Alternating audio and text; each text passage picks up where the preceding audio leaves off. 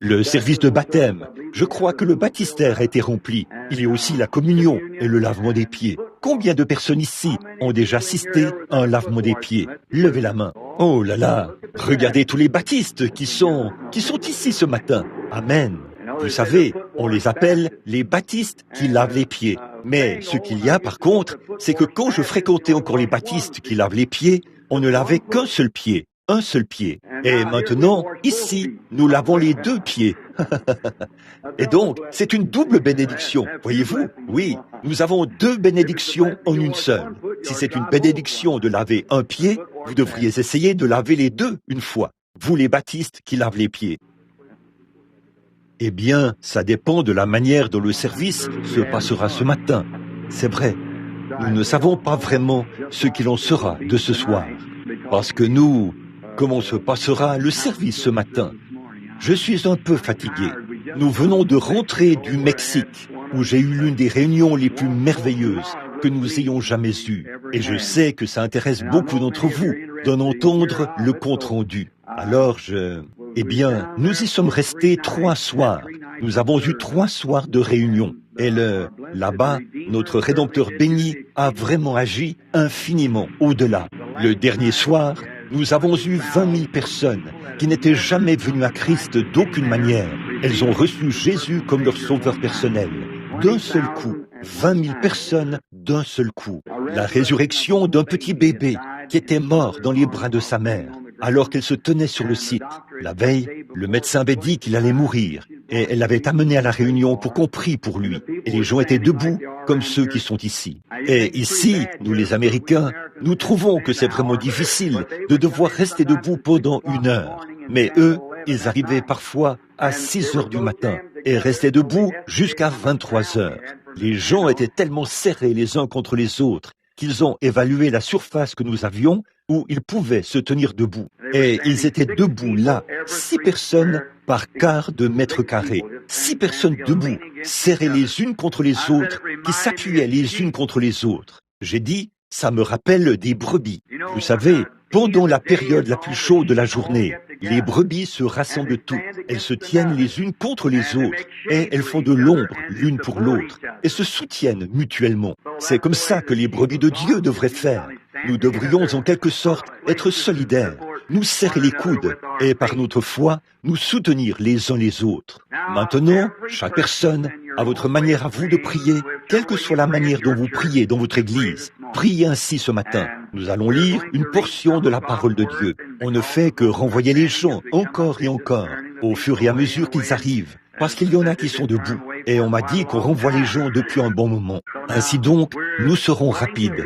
Et nous allons parler de la parole, afin que vous ayez un terrain pour la foi. Ensuite, après ça, nous allons alors prier pour les malades, comme le Seigneur le voudra. Pour notre premier service d'ouverture, ce que je voulais faire, c'était de prendre les gens à part, exactement comme la vision l'avait montré. Mais je ne sais pas si je pourrais le faire ou pas. Les salles sont pleines à craquer, là, pour que je puisse les prendre à part, à l'écart du public. Pour avoir confiance que vous essayerez de tenir bon pendant un petit moment et de prier. Maintenant, premièrement, je crois que toute doctrine doit venir de la parole éternelle et bénie de Dieu, car la foi ne peut pas reposer sur les sables mouvants de la théologie des hommes. Elle doit être fondée sur le rocher immuable de la parole de Dieu. Par conséquent, une personne peut être assurée que si Dieu l'a dit, Dieu accomplira ce qu'il a dit. Dans le message de ce matin, nous avons parlé de ce que Dieu, avant, peut-être 10 000 ans avant même qu'il y ait un monde, Jésus-Christ a été immolé avant la fondation du monde. Dieu avait prononcé cela et c'était réglé. Une fois que Dieu prononce une chose, cette chose est vraie. Et dans la pensée de Dieu, une fois qu'il prononce une parole, elle est déjà confirmée au ciel. Voilà combien c'est parfait là-haut. Alors, à combien plus forte raison, nous, les mortels, qui avons été rachetés par sa grâce, devrions-nous mettre notre confiance dans sa parole. Si sa parole le dit, c'est réglé. Maintenant, premièrement, une parole. La Bible dit, au commencement était la parole. Et la parole était avec Dieu. Et la parole était Dieu. Or, avant d'être une parole, il fallait que ce soit une pensée, parce qu'une parole est une pensée exprimée.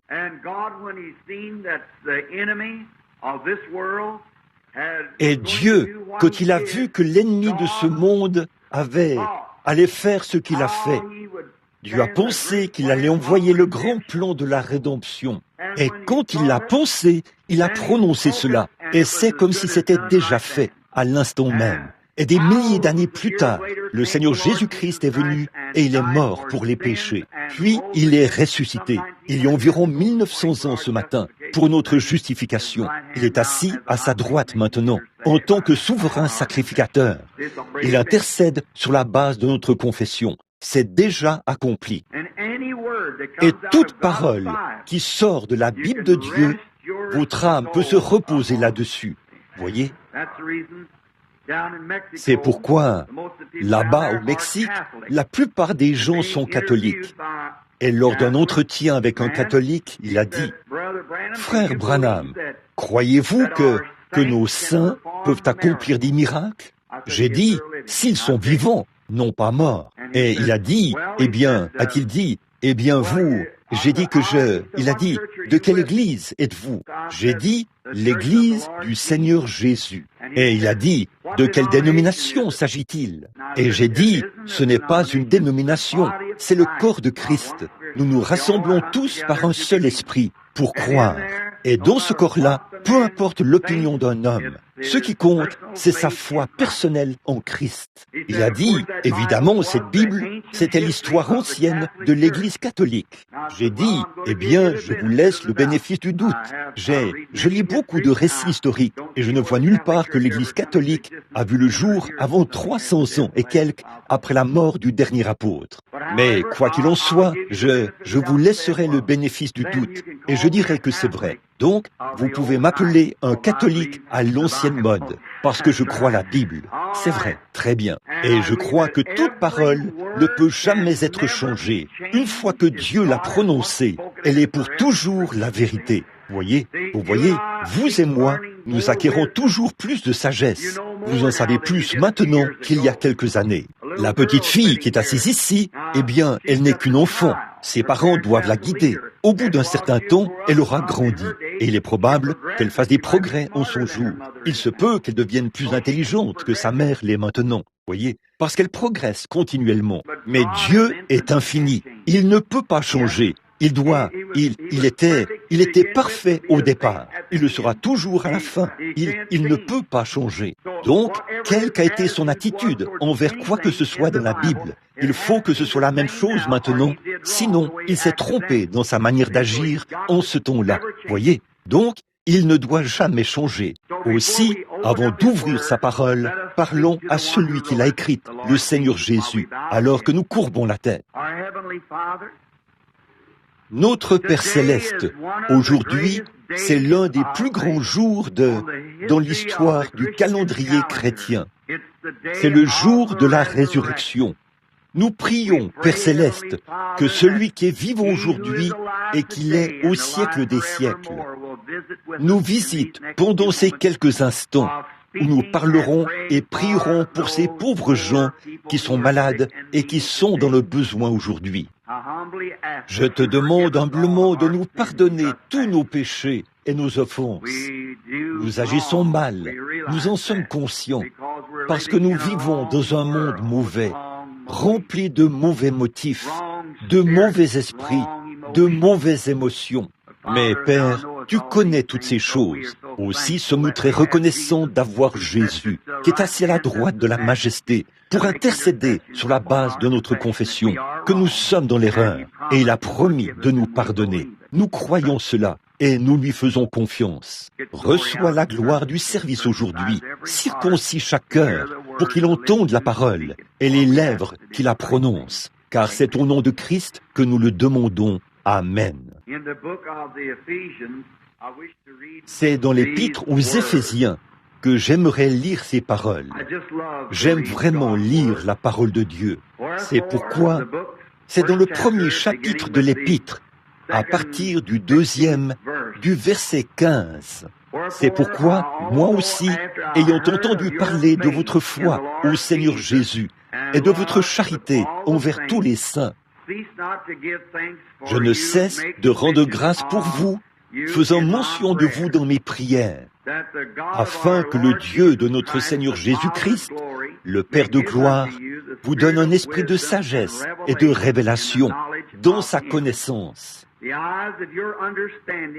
et qu'il illumine les yeux de votre cœur pour que vous sachiez quelle est l'espérance qui s'attache à l'appel, quelle est la richesse de la gloire de l'héritage des saints, et quelle est envers nous qui croyons l'infinie grandeur de sa puissance, se manifestant avec efficacité par la vertu de sa force. Il l'a déployé en Christ en le ressuscitant des morts et en le faisant asseoir à sa droite dans les lieux célestes, au-dessus de toutes les dominations, de toute autorité, de toute puissance, toute dignité et de tout nom, non seulement dans le siècle présent, mais encore dans le siècle à venir.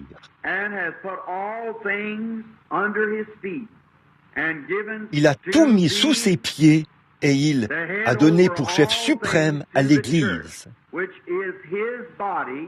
qui est son corps, la plénitude de celui qui remplit tout en tous.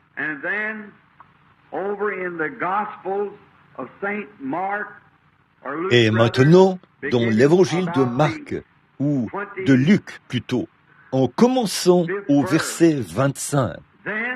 Alors Jésus leur dit, « Ô hommes sans intelligence, et dont le cœur est long à croire toutes les choses qu'ont dit les prophètes, ne fallait-il pas que le Christ souffrit ces choses et qu'il entrât dans sa gloire?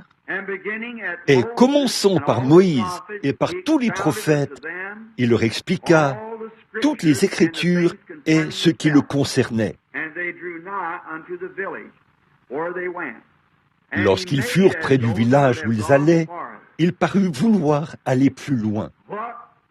Mais ils le pressèrent en disant « Reste avec nous, car le soir approche, le jour est sur son déclin. » Il entra et resta avec eux.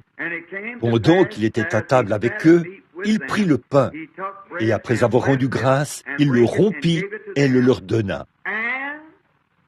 Alors, leurs yeux s'ouvrirent, et ils le reconnurent, mais il disparut de devant eux. Que le Seigneur ajoute ses bénédictions à sa parole. Nous avons lu suffisamment de passages de l'Écriture que cela nous prendrait des semaines et des mois à toucher même la moitié du contexte de ce texte. Mais mon sujet de ce matin, ou mon thème, c'est le puissant vainqueur.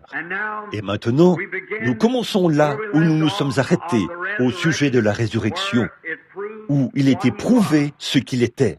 Bien des hommes peuvent faire des déclarations. Il y a beaucoup de philosophes dans le monde. Bouddha, Mahomet, Confucius et bien d'autres grands philosophes. Ils ont tous déclaré qu'ils étaient des gens importants. Mais dans leur cas, la mort a réglé la question pour toujours. Mais il n'y a jamais eu un homme, à part Christ, qui a dit « J'ai le pouvoir de donner ma vie et de la reprendre » et qui a pu le prouver.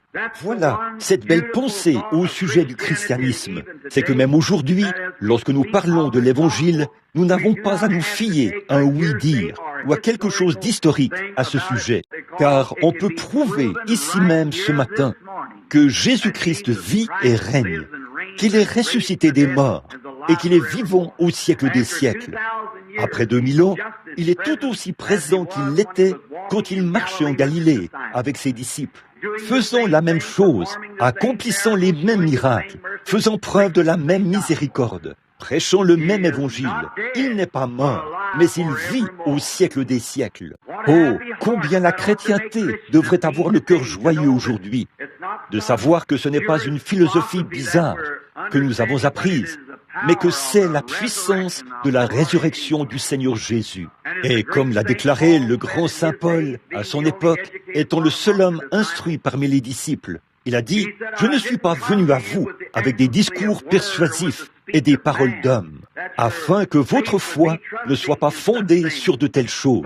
Mais, a-t-il dit, je suis venu à vous avec la puissance et les démonstrations du Saint-Esprit, afin que votre foi repose sur Dieu. » Quelque chose comme ça. Oh, combien nous aimons cela. Et de savoir que la même chose que Paul a prêché à l'époque qui a suivi la résurrection de Christ, c'est exactement la même chose aujourd'hui, et qu'il peut être prouvé ici même, maintenant, par des preuves infaillibles, que Jésus est vivant aujourd'hui. Quel jour merveilleux! Cela a dû être pour Cléopas et son ami. C'était un beau matin de Pâques, le premier matin de Pâques.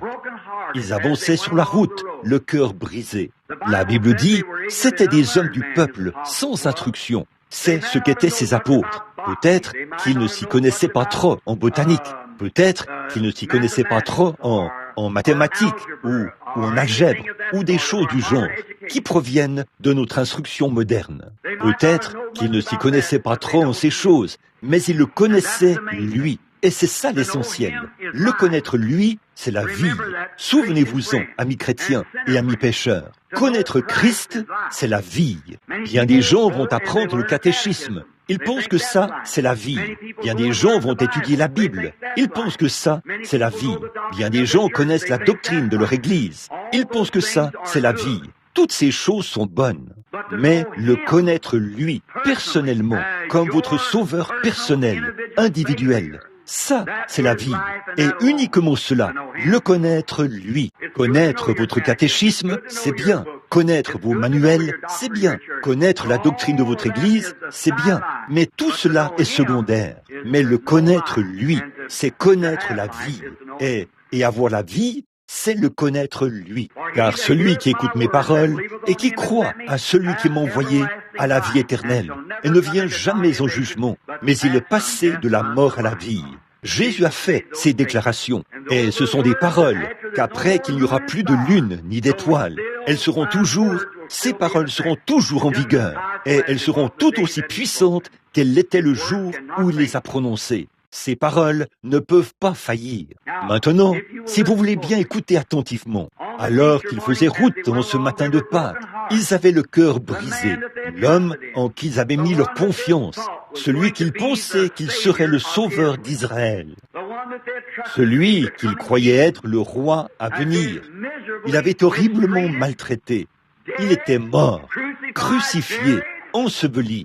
Et un sceau avait été apposé sur sa tombe par la garnison romaine, de ne pas s'aviser d'y toucher. Sinon, le châtiment de Rome tout entier reposerait sur cela. Et si quelqu'un brisait ce sceau, il serait mis à mort sur le champ.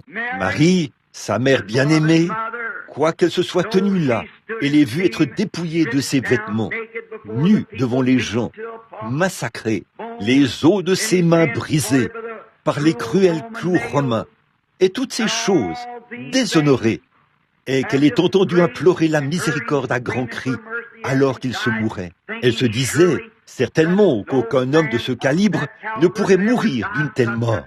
Mais Dieu fait concourir toutes choses au bien. Il fallait qu'il fasse tomber cela sur lui, comme je l'ai dit ce matin.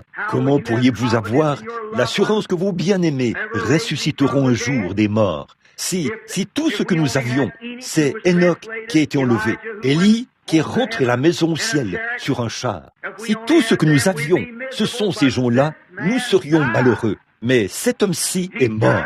Il est mort au point que le soleil a reconnu qu'il était mort. Il est mort au point que la lune et les étoiles ont reconnu qu'il était mort. Il est mort au point que tout sur la terre et dans le ciel a reconnu qu'il était mort, afin qu'il puisse subir la mort de tous les mortels qui un jour vécu. C'est parce qu'il est mort que nous vivons. Il est mort. Il a été maltraité. Il est venu au monde en passant par une étable. Il n'avait pas un lieu où il puisse reposer sa tête quand il est venu sur la terre. Et il était rejeté par les gens à tel point qu'il n'avait pas un lieu où mourir. La terre l'a refusé. Et les cieux ne pouvaient pas l'accueillir parce qu'il venait comme pécheur. Non pas avec son propre péché, mais avec nos péchés sur lui. Il portait sur lui les péchés du monde. Aussi était-il rejeté au ciel. et la terre ne voulait pas de lui. Et il a fallu qu'il le suspende entre ciel et terre, et qu'il le laisse mourir à l'extérieur du ciel, et à l'extérieur, hors de la terre. Quel sauveur! Comment pourriez-vous rejeter une telle personne pour une théologie moderne ou pour la personnalité des gens, alors que vous savez que vous devrez vous tenir dans sa présence au jour du jugement et rendre compte de votre vie? Dieu ne vous tiendra pas pour responsable d'avoir été un pécheur. Il vous tiendra pour responsable d'avoir rejeté le moyen de vous en sortir. Vous êtes un pécheur. Vous ne pouvez rien y faire. Vous êtes né, votre nature est celle d'un pécheur. Mais vous pouvez y faire quelque chose. Jésus a pourvu d'un moyen pour vous. Il était là, et elle avait vu tout cela. Et certainement, comment une personne, s'est dit Marie, alors que je n'avais point connu d'homme. Un jour, quand je revenais du puits avec de l'eau, le Saint-Esprit m'a parlé dans une grande lumière et a dit, « Ce Saint-Enfant qui naîtra de toi sera appelé le Fils de Dieu. » Comment Dieu a-t-il pu se permettre de voir son propre enfant être suspendu là, souffrir, saigner, se tortiller et agoniser? Comment est-ce possible? Il s'attendait à ce que d'un moment à l'autre, il se détache de la croix, libère ses mains et triomphe de l'ennemi. Mais il ne se rendait pas compte que s'il l'avait fait, nous serions alors restés des pécheurs ce matin. Il devait le faire. Ils lui ont fait le plus grand des compliments. Ces pharisiens l'ont fait. Ceux qui l'ont crucifié, ils lui ont fait le plus grand compliment qu'on lui ait jamais fait. Lorsqu'ils ont dit, il a sauvé les autres, mais il ne peut se sauver lui-même. Ils ne se rendaient pas compte que s'il se sauvait lui-même, il ne pouvait pas sauver les autres. Il fallait qu'il se donne pour pouvoir sauver les autres. Et sans le savoir, ils lui faisaient un compliment. Ils étaient coupables de l'avoir mis à mort. Mais le matin de Pâques, quand Dieu a prouvé sans l'ombre d'un doute que quelque chose de plus qu'un philosophe était mort, que quelque chose de plus qu'un prophète était mort. Aujourd'hui, dans sa théologie moderne, l'homme essaye de dire qu'il prêchait un évangile social, comme un simple philosophe, ou un homme bon, ou un grand érudit, un docteur. Il était plus que ça. Il était Dieu lui-même, fait chair parmi nous. Il était divin. Son sang ne provenait d'aucun homme mortel, mais cela provenait de la puissance créatrice de Jéhovah Dieu, son Père. Et il était divin. Et il l'a prouvé quand il a brisé les sceaux de la mort et qu'il est ressuscité le troisième jour. Il y avait là beaucoup de disciples et ils étaient tous démoralisés. La vie leur avait réservé beaucoup de surprises, tout comme à nous dans ce voyage. Ils étaient en route pour retourner à la maison, se rendant à Emmaüs. Cléopas et son compagnon, ils avançaient sur le chemin. Et oh, combien ils étaient loin de se douter, en ce beau matin du premier Pâques, que Jésus-Christ était vivant et qu'il était parmi le peuple. Ils pensaient qu'il était mort. Et ce qu'ils ont fait à cette époque-là, c'est ce qu'on fait aujourd'hui. Beaucoup de gens qui aiment vraiment Jésus ne comprennent pas qu'il est ici même avec nous, qu'il est vivant, qu'il est ressuscité et qu'il est ici parmi nous. Ils enseignent cela comme si c'était quelque chose d'historique. Et c'est bien de l'histoire. La Bible n'est pas seulement une histoire, c'est aussi un prophète. Il n'est pas seulement mort, mais il est ressuscité. Il est mort, c'est vrai, mais il est ressuscité des morts. Et il y a beaucoup de braves chrétiens ce matin qui font partie de bonnes églises et qui ne se rendent pas compte que Jésus-Christ est le même hier, aujourd'hui et éternellement, et qu'il est vivant parmi nous aujourd'hui, avec les mêmes puissances, les mêmes principes, les mêmes actes qu'il a posés quand il était ici sur terre. Les gens sont bien loin de se douter de cela. Et alors qu'ils faisaient route vers Emmaüs, une distance d'environ un chemin de sabbat, environ quelques kilomètres, je suppose. Au chemin, il marchait sur le bord de la route, tout en s'entretenant de sa mort. Je veux vous faire remarquer, juste au moment où il parlait, « Oh, pourquoi cela a-t-il pu arriver? Comment cela a-t-il pu nous arriver? » Là, nous avons quitté notre église pour suivre cet homme que nous pensions allait sûrement être le... Eh bien, nous l'avons vu ressusciter Lazare de la tombe, après qu'il était mort depuis 4 jours. Comment est-ce possible qu'un homme qui a pu ressusciter un mort de la tombe puisse mourir? Mais Dieu agit à sa manière à lui. Il était simplement tout comme une semence qui tombe en terre et meurt, puis produit de nouveau. Si le grain de blé qui est tombé en terre ne meurt, il reste seul, dit la Bible. Alors, il se posait des questions. Mais pendant qu'il pensait à lui, il leur est apparu. Et c'est comme ça qu'il vient à nous d'habitude.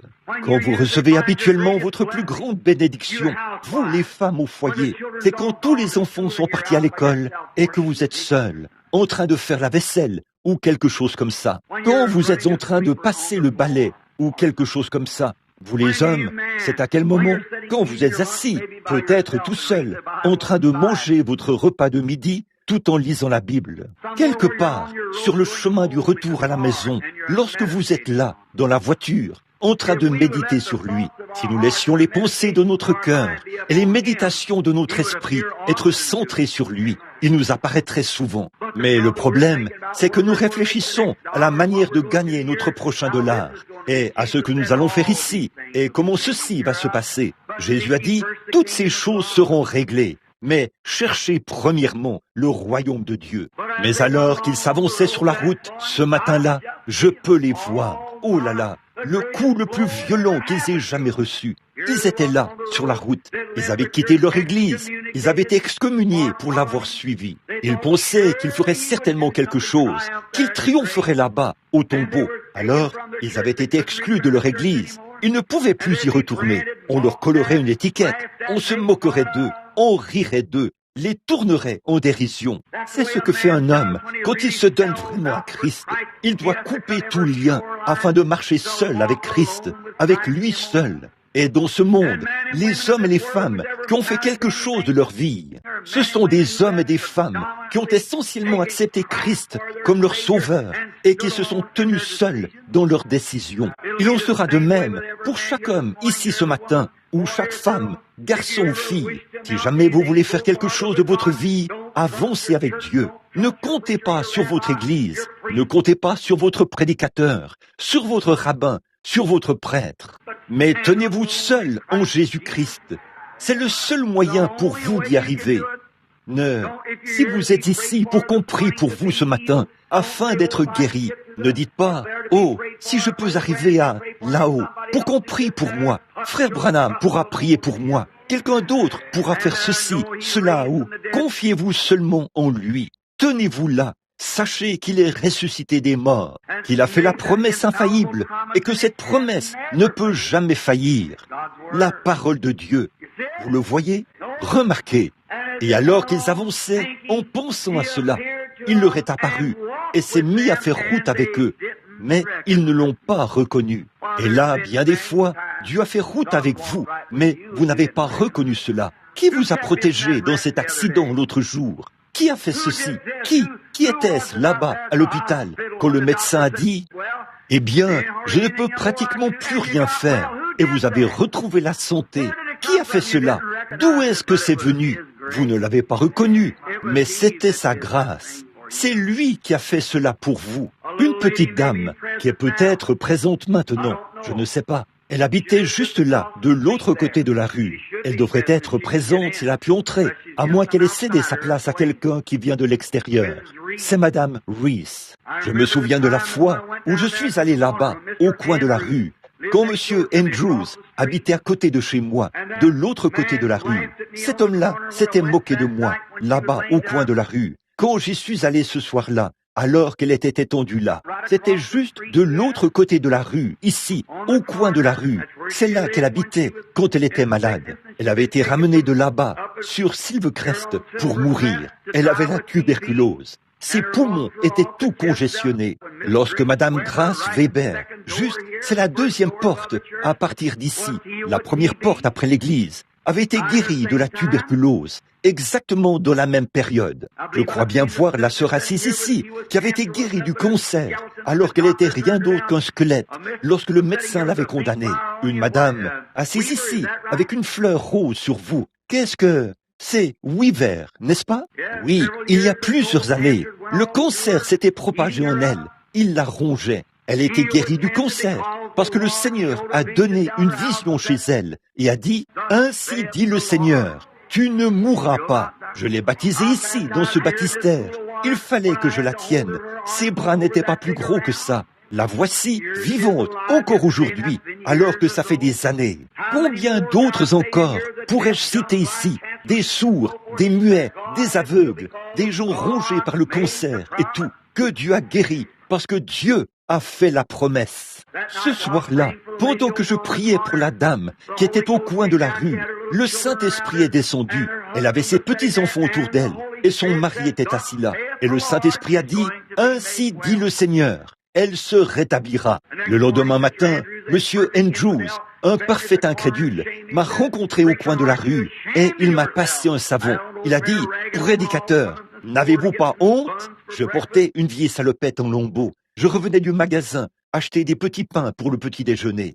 Lui, il y allait et il a dit, « Honte à vous de tromper cette famille comme ça, cette pauvre petite mère qui gît là mourante, avec ses enfants autour d'elle, et vous êtes là à lui mentir, en lui disant qu'elle va vivre. » J'ai dit, « Monsieur, je ne lui ai jamais dit cela, c'est Dieu qui l'a dit, et ses paroles sont vraies. » Il a dit, « Honte à vous, Dieu, ça n'existe pas. Ce n'est que votre emballement mental et vos émotions. » Oh là là. Quelques jours plus tard, quand sa femme a été frappée là, à l'hôpital, vous connaissez l'histoire.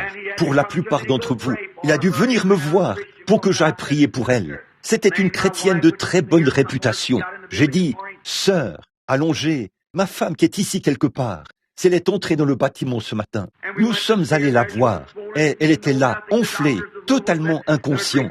Les médecins de Louisville avaient dit ceci, un gros caillot de sang montera jusqu'à son cœur et elle mourra d'une minute à l'autre. Et il est venu là, son chapeau enfoncé sur la tête, en pleurant. Il a dit, « Prédicateur, j'ai été un incroyant, mais si Dieu peut aider ma femme, il a dit, cette femme dont vous aviez parlé est là, en train de s'occuper de ses tâches ménagères. » J'ai dit, certainement, elle vit encore aujourd'hui, et ça s'est passé il y a 8 ou 10 ans, et elle vit toujours. Et la femme a dit, pendant qu'il traversait la rue, il a commencé à pleurer. Il a dit, voulez-vous aller prier pour elle? J'ai dit, oui monsieur, mais je veux que vous priez ici premièrement, et que lui voie. Nous sommes allés à l'hôpital, et elle était étendue là, mourante, tout enflée. Ses lèvres étaient tournées vers l'extérieur, comme ça. Et ma femme l'aimait. Nous nous sommes agenouillés. Elle était membre de l'église chrétienne en Virginie. Nous sommes allés nous agenouiller et nous avons prié pour elle. Pendant que nous étions en train de prier, une vision est venue à son sujet. Je me suis vu assis, adossé juste là, sur le perron. J'avais dans ma main une grosse tarte aux pommes comme ceci et je la mangeais, car elle était une cuisinière réputée. Je me suis levé et j'ai dit, ma chérie, ainsi dit le Seigneur, elle vivra. Et quand elle a, 2 heures plus tard, ils ont dû faire venir le spécialiste de Louisville. Son corps avait évacué toute l'eau en elle et tout. Et le spécialiste a dit, quelqu'un d'autre que le médecin était ici. Qu'est-ce que c'était? Christ! Il vit. 2 semaines plus tard, j'ai croisé cet homme au même coin de rue. En ce moment même, je suis en train de regarder cet arbre. Il s'est arrêté là. J'ai dit, Monsieur Andrews, nous nous sommes déjà rencontrés ici. Il a dit, oui, en effet, prédicateur, c'était un homme de science, un botaniste. J'ai dit, qu'en pensez-vous maintenant? Il a regardé ce grand arbre que je suis en train de regarder. Il a dit, prédicateur, construisez-moi un arbre. Oh, c'est impossible, mais parce que Dieu, parce que Christ est ressuscité des morts.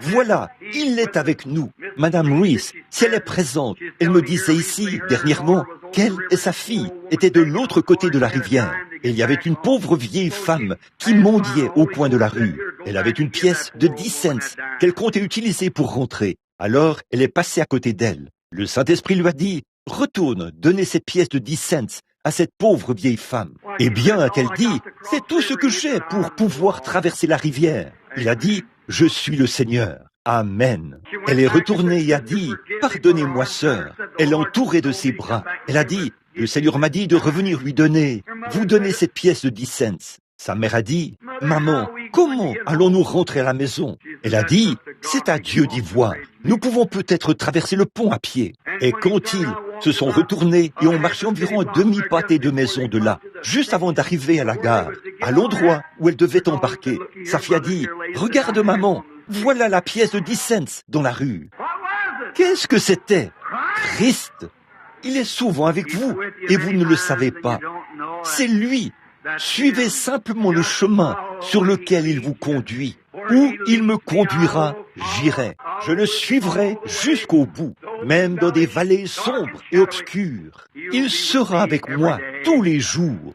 C'est vrai, alors qu'il faisait route, Cléopas et les autres, observez, quand Christ a commencé à parler, il ne s'est pas embarqué dans une sorte de galère. Il ne s'est pas embarqué dans une sorte de théologie. Il a ouvert les Écritures. C'est ainsi qu'il procède encore aujourd'hui.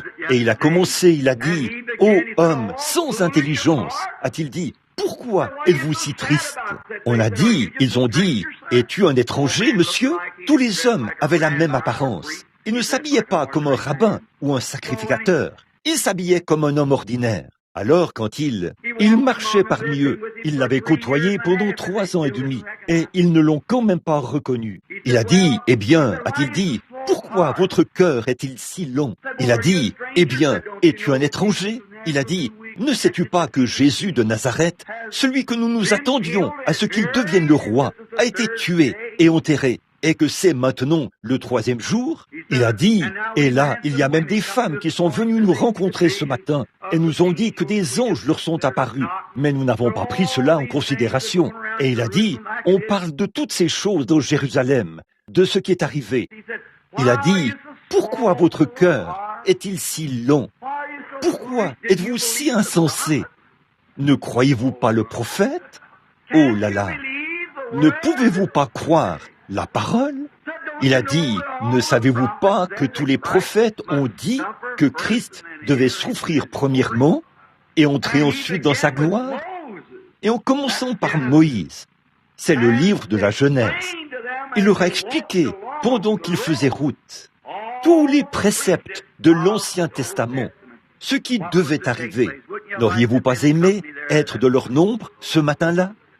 Mais vous l'êtes ce matin. Il est tout aussi vivant aujourd'hui qu'il l'était à cette époque-là. Il a dit, « Je suis celui qui était mort et qui vit au siècle des siècles.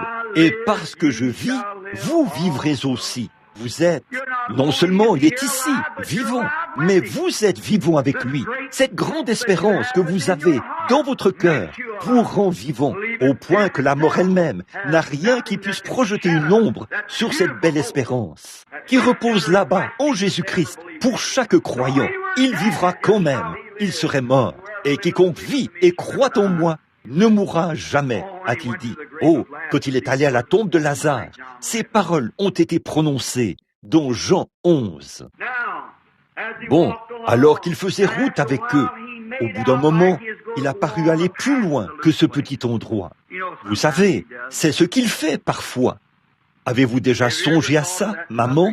Vous qui êtes dans le fauteuil roulant, on aurait dit qu'il allait vous laisser de côté. Y avez-vous déjà songé, frère? Sœur, vous, dans l'auditoire, qui êtes condamné aujourd'hui à cause du cancer, les médecins vous ont condamné, il n'y a rien qu'ils puissent faire. Vous qui dites, eh bien, si, cette femme qui est assise là n'était qu'une ombre, et les meilleurs médecins, et le cancer était d'abord dans l'utérus, n'est-ce pas, sœur?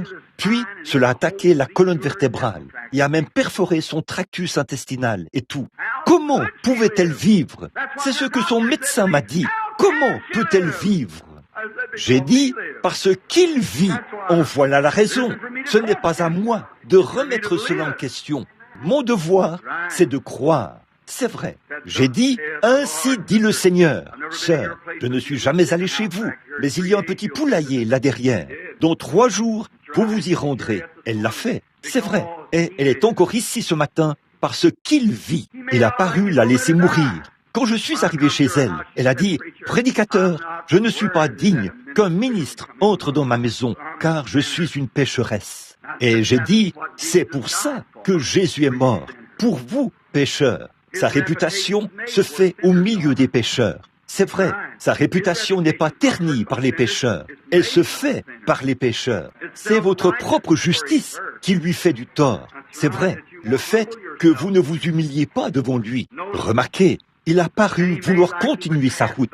Papa, vous qui souffrez du cœur, maman, vous qui avez le cancer et qui êtes sur le point de mourir, vous savez que vous êtes censé mourir. Peut-être, vous dites, eh bien, j'ai été chrétien toute ma vie, frère Branham. Pourquoi cela m'arriverait-il? Je le lui ai demandé, mais peut-être qu'il a paru vouloir continuer sa route. C'est ce qu'il a fait à Cléopas et aux autres. Il a dit, apparu, il savait depuis le départ qu'il allait entrer. Il savait depuis le départ qu'il entrerait avec eux. Alors il a dit, ils ont agi comme s'il allait continuer sa route. Et ils l'ont pressé.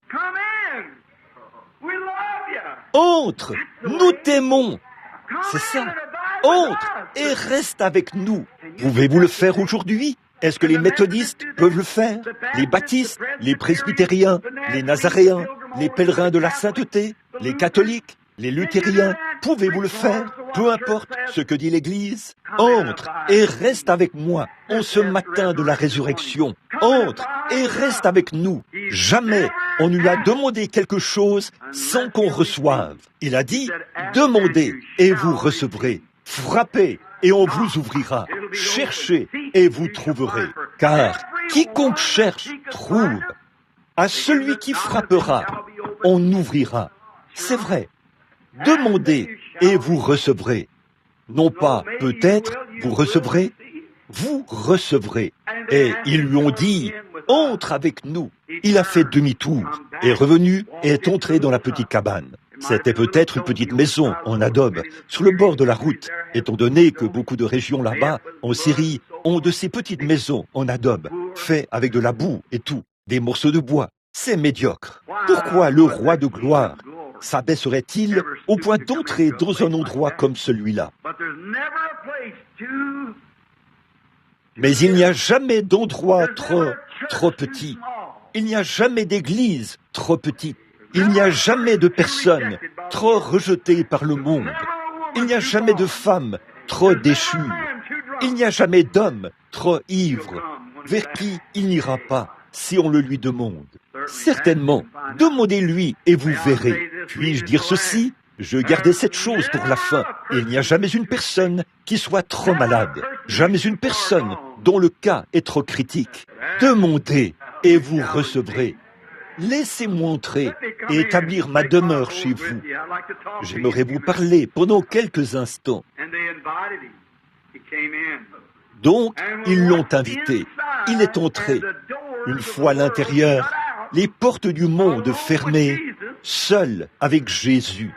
Voilà, si seulement il peut vous amener à vous retrouver seul une fois, si seulement il peut vous éloigner de la foule, de cette foule en quête de plaisir, si seulement il peut vous éloigner des douteurs qui disent « les jours des miracles sont passés », s'il pouvait vous éloigner des gens qui disent « il n'y a plus de sentiments dans la religion qui vient du cœur, pour laquelle nos pères ont versé leur sang sur le champ de bataille, il n'y a rien de vrai là-dedans ». S'il peut vous amener à vous retrouver seul une fois et que toutes vos idées sont retranchées, s'il pouvait réunir un groupe de gens comme ça, il y aurait une répétition de la Pentecôte. S'il pouvait avoir une église comme ça, il y aurait un réveil qui balayerait toute la nation. Retrouvez-vous seul avec lui. Pendant qu'il était seul, les portes fermées, le monde à l'extérieur, il a pris du pain et l'a rompu. Et à la façon dont il l'a fait, ils ont su que ça devait être lui. Leurs yeux se sont ouverts. Il lui avait parlé toute la journée. Ils avaient été en communion. Il avait entendu prêcher le long du chemin, pendant le voyage, pendant la chaleur du jour. Mais une fois qu'ils ont été seuls, il s'est alors fait connaître à eux. Leurs yeux se sont ouverts. Oh, si seulement il pouvait amener ce groupe de gens en cette heure, si seulement il pouvait vous amener seul, quelque part, où vous ne remarqueriez pas, vous diriez, je suis assis près d'un méthodiste ce matin, alors que je suis baptiste. Eh bien, vous ne devez pas faire cela. Vous devez laisser le monde à l'extérieur. Laissez les autres à l'extérieur. Vous devez marcher seul avec Christ. S'il vous amène à vous retrouver seul, alors vos yeux s'ouvriront. Vous direz, eh bien, tout ce temps, c'était lui. Alors il fera quelque chose ici ce matin, comme il le faisait autrefois, et comme il le fait aujourd'hui. Car il est tenu de faire aujourd'hui la même chose qu'il faisait à cette époque-là, d'agir suivant les mêmes principes. Sinon, il n'est pas le même hier, aujourd'hui et éternellement. Et il a mal agi lorsqu'il l'a fait là-bas. Si Christ, voici, saisissez-le. Christ, lors de la première résurrection, s'est fait connaître à ses apôtres par quelque chose qu'il avait fait quand il était ici sur terre, afin de leur prouver qu'il était ressuscité des morts. et que c'était lui. Il a la même obligation d'agir ce matin dans ce tabernacle et de faire ici, dans cette église, ce matin, les mêmes choses qu'il a faites quand il était ici sur terre, de la même manière. Il est tenu d'agir de la même manière quand la même situation critique survient. Maintenant, pendant encore quelques instants, si vous voulez bien le supporter, je veux dire, prendre mon autre passage de l'Écriture rapidement. Il est ressuscité des morts. Celui qui est le plus élevé dans le ciel est devenu le plus bas sur la terre. Il a traversé une ville, Jéricho, la ville la plus basse du monde. Et le plus petit homme de la ville a dû baisser les yeux pour le voir. C'est vrai. Oh, combien il s'est abaissé. Avez-vous déjà réfléchi à ça? Il est devenu moi, afin que moi, par la grâce, je puisse devenir lui. Il est devenu péché, lui qui ne connaissait pas le péché, afin que moi, par le péché, je puisse être trouvé juste aux yeux de Dieu. Voilà ce qu'il a fait pour vous. Voilà ce qu'il a fait pour vous ce matin, amis pécheurs. Comment pourriez-vous le rejeter? Maintenant, remarquez. Bon, ça, c'était son œuvre terrestre était terminée. À la résurrection, il a prouvé tout ce qu'il avait dit. Maintenant, il a une autre œuvre à accomplir, œuvre dont le monde ne sait pas grand-chose. C'est vrai, sa prochaine œuvre, lors de son ascension. Nous voulons parler de cela pendant un instant. Après qu'il ait ressuscité des morts, après avoir été ici sur terre, il prouve qu'il est vivant par des preuves infaillibles, en faisant la même chose qu'il faisait quand il était ici dans la chair. Le voici qui marche, qui rompt le pain et qui mange avec eux. Oh, le même Jésus, il l'a prouvé. Là, l'ascension est venue. Là, le moment est venu. Le saviez-vous? La Bible dit qu'il est monté dans les hauteurs, au-dessus de à travers chaque ciel. Cette terre appartenait au diable. À cause de la chute, cette terre a été donnée au diable. Tous les royaumes de ce monde sont gouvernés par le diable. Nous n'aimons vraiment pas penser à cela, mais la Bible dit que c'est le cas. Ça, c'est pourquoi nous avons des guerres, des coups de feu, des bagarres, des ennuis. C'est parce que les royaumes de ce monde sont les royaumes du diable. La Bible dit, et dans le glorieux millénium à venir, la Bible dit, « Vous tous les cieux, et vous tous les saints prophètes de la terre, réjouissez-vous, car les royaumes de la terre sont remis à notre Seigneur. Et cela, et il dominera et régnera pour toujours. » Donc, ils seront remis. Nous n'aurons plus de guerre à ce moment-là, une fois qu'il sera venu. Plus de maladies, plus d'ennuis. Maintenant, remarquez, lorsqu'il est mort, on parle tellement peu de cette ascension. C'est l'un des jours les plus glorieux, ce jour où il est monté.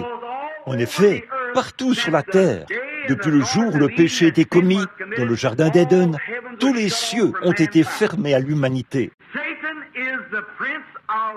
Satan est le prince de la puissance de l'air. C'est vrai. Comment es-tu tombé du ciel, ô Lucifer? Personne ne pourrait voir ce qu'il en est dans la gloire. Personne ne pourrait comprendre, parce que la puissance se trouve juste au-dessus de cela. Le mot « ciel » signifie l'atmosphère qui est au-dessus. Ainsi donc, l'accès à toutes ces puissances est impossible à l'humanité à cause du péché. Mais lorsqu'il est mort, qu'il est ressuscité et qu'il est monté, la Bible dit, personne n'est monté si ce n'est celui qui est d'abord descendu. Quand il était au ciel, il était le Logos, qui est sorti de Dieu au commencement. Puis il est descendu sur la terre. Il n'était pas censé devenir un ange. Il est descendu sur la terre et a pris la forme d'un esclave, pas d'un ange. Il n'est pas descendu avec la grande gloire de Jéhovah, mais il est descendu en tant qu'homme, pour racheter l'homme, pour mourir pour l'homme, pour mourir en tant qu'homme.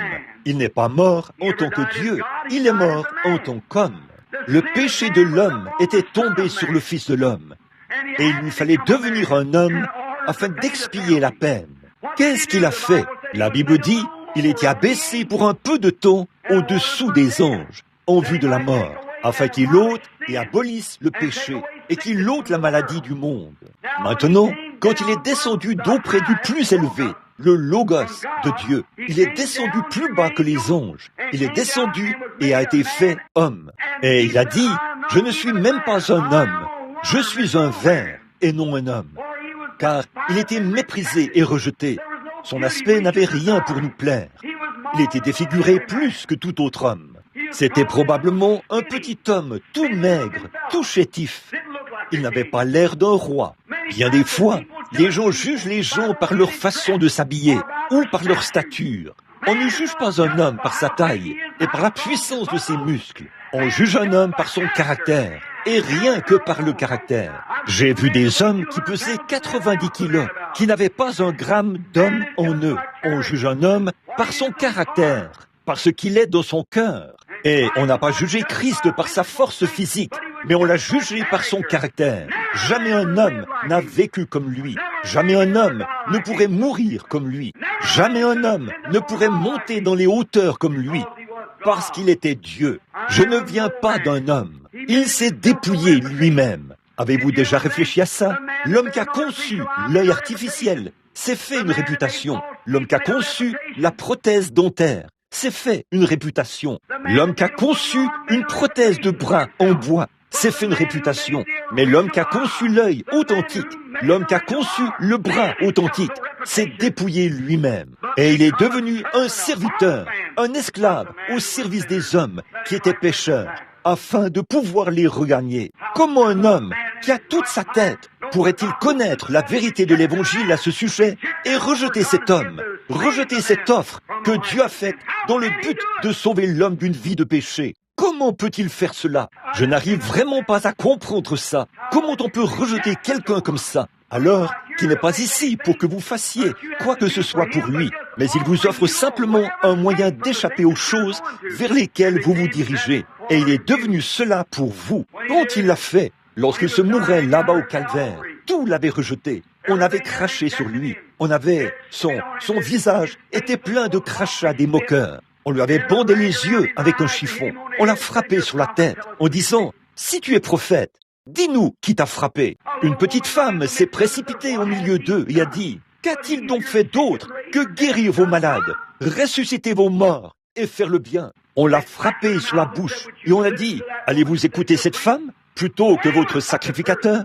Qu'on ôte de la terre une personne pareille. » Et sa propre mère bien-aimée, qui marchait dans ses empreintes de pas ensanglantés. « Oh Dieu, laisse-moi marcher de la même manière. » Alors qu'il était là-bas, en route vers le calvaire, au fond de son cœur, elle se posait des questions. Lorsqu'elle a vu mourir son enfant bien-aimé là-bas, un homme de 33 ans, il avait l'air d'en avoir 5 ans, dit la Bible. À cause de la pression qu'il subissait, il était probablement devenu grisonnant. Et le regard triste qu'il arborait à cause de la souffrance qu'il endurait, pas tant au plan physique, mais en termes d'agonie. La Bible dit que le sang et l'eau se sont séparés dans son corps. Et n'importe quel médecin et tout qui connaît les composants chimiques du sang vous dira qu'il n'y a que le chagrin qui puisse faire ça. Il n'est pas mort à cause d'une lance romaine. Et il n'est pas non plus mort à cause d'un clou enfoncé dans sa main ou dans ses pieds. Mais il est mort, le cœur brisé, pour avoir été rejeté. Il est venu chez les siens et les siens ne l'ont point reçu. Vous dites, frère Branham, j'aurais aimé pouvoir me tenir là ce jour-là, au calvaire. Frère, vous vous tenez dans un meilleur endroit aujourd'hui. Vous vous tenez dans la présence du Seigneur Jésus ressuscité, qui a prouvé qu'il avait triomphé. Regardez-le alors qu'il se tient là. Et après qu'il ait ressuscité des morts, nous remarquons ensuite ici qu'alors qu'il continue à avancer, après avoir parlé avec ses disciples, la Bible dit, il est monté dans les hauteurs. Qu'est-ce qu'il a fait? Il a pris, il était ici, lui qui est descendu, le Logos du ciel. Quand il est reparti, ils l'ont emmené avec lui, le souverain sacrificateur, étant un souverain sacrificateur, loin du flambeau de son propre sang. Lorsqu'il est descendu là-bas, toutes ces puissances ici qui accusaient, empêchaient Dieu et l'homme d'être en communion. Cela avait été brisé dans le jardin d'Éden. C'est le péché qu'il avait fait. Satan avait, le domaine de cette terre appartenait à Satan. Cela appartenait au diable. Mais quand il est venu, le souverain sacrificateur oint, en tant que souverain sacrificateur, a rentré dans le sein des saints, derrière le voile, loin de la précieuse huile d'onction, marchant d'une certaine manière, faisant entendre « Saint, Saint est l'Éternel », alors qu'il entrait en marchant, un type de Christ, tenant devant lui le sang de l'agneau. Et s'il y entrait autrement que de cette manière-là, il mourrait. Christ, avec son propre sang, en tant que souverain sacrificateur, loin de la puissance de Dieu, et ressuscité des morts, et a renversé la domination de Satan. En brisant ce domaine, il a traversé les cieux et est allé au-delà des cieux. Il était descendu au point le plus bas sur la terre et il était reçu au ciel et Dieu l'a placé sur un sommet, à tel point qu'il doit regarder en bas pour voir le ciel. Amen. Ce n'est pas étonnant qu'il soit le puissant vainqueur, alors qu'il se tient aujourd'hui là-bas, dans le domaine, au siècle des siècles. Ésaïe a dit, un fils nous est né, un enfant nous est donné, et on l'appellera conseiller, prince de la paix, Dieu puissant, Père éternel. Et son domaine n'aura pas de fin. Il régnera sur le trône de David, au siècle des siècles, et sera assis très haut dans les cieux des cieux. Tout ange, archange, toute domination et puissance, il les a détruits et dépouillés lors de sa crucifixion et de sa résurrection. Tout ce que Satan avait, il a franchi le voile du péché, il l'a déchiré avec le sang du souverain sacrificateur, tiré de son propre corps. Il est arrivé au suivant. Qu'est-ce que c'était? C'était un voile de maladie qui recouvrait les gens. Il l'a déchiré, car il était blessé pour nos péchés. C'est par ses meurtrissures que nous avons été guéris. Il a traversé ce grand voile là-bas, le voile de la maladie, le grand voile du péché. Il a traversé le grand voile de l'inquiétude. Il a traversé le grand voile de la peur. Il a déchiré chacun d'eux. Puis il est monté très haut et a reçu le nom au-dessus de tout nom qui se nomme, en haut dans les cieux ou en bas sur la terre, ou dans le monde à venir. Dieu a pris cet être bien-aimé qui s'est abaissé à tel point qu'il n'avait même pas de lieu où naître, ni de lieu où mourir.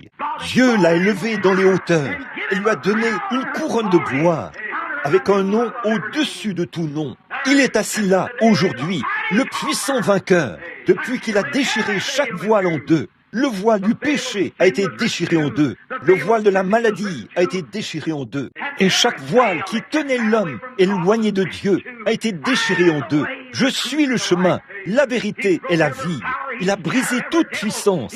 Il a dispersé tous les démons. Il a pourvu d'un projecteur depuis la gloire ce jour-là. Et, oh, le vieux prophète, lorsqu'il s'est allongé là, sur le lit de pierre, ce soir-là, avec pour oreiller une pierre, il a vu les anges monter et descendre. Remarquez que dans ce premier cas, c'était la descente et la montée. Mais cette fois-ci, c'était Dieu et l'homme qui montaient et qui descendaient sur l'échelle de Jacob, comme on dit. Alors qu'il a détruit toutes les puissances, qu'il a combattu tous les domaines, et il s'est assis à la droite de la majesté divine, dans les lieux très hauts, bien au-dessus de toute chose. Le canal du Saint-Esprit reste ouvert dans ce monde de ténèbres pour que celui qui veut puisse venir et se faire baptiser dans ce grand canal de ses bénédictions et recevoir les bénédictions rédemptrices pour lesquelles il est mort. Hommes et femmes, comment pourriez-vous rejeter quelqu'un comme lui alors qu'il est assis là, vêtu de sa majesté? Oh,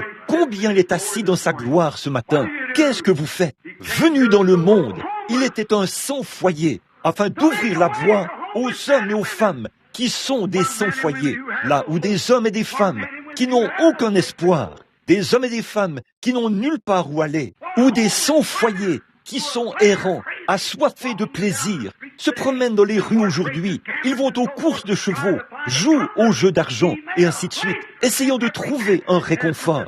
Il a fait une place pour eux, pour chaque homme, et c'est tout autant gratuite que l'eau qui coule, que celui qui veut vienne.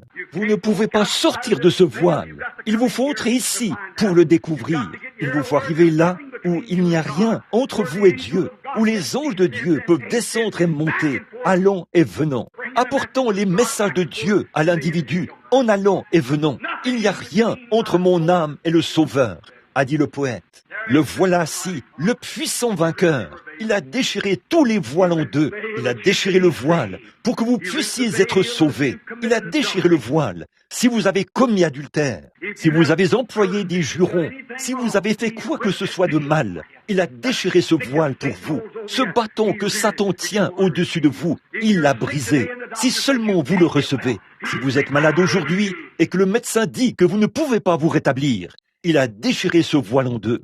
Et tout est brisé devant Dieu. Il a déchiré tous les voiles. Il renverse tous les domaines. Et aujourd'hui, lui, le puissant vainqueur, est assis là, depuis qu'il a déchiré le voile en deux. Regardez un instant, mon ami. Non seulement il était là, était apparu à Cléopas, alors qu'il était en route vers Emmaüs, en compagnie de son ami. Mais un jour, quand un petit martyr, le premier martyr de la Bible, du Nouveau Testament, se mourait, le petit Étienne, parce qu'il se tenait là, le visage grave, frère Étienne avait été amené dans ce canal où il avait rencontré Dieu. Il était rempli du Saint-Esprit, dit la Bible.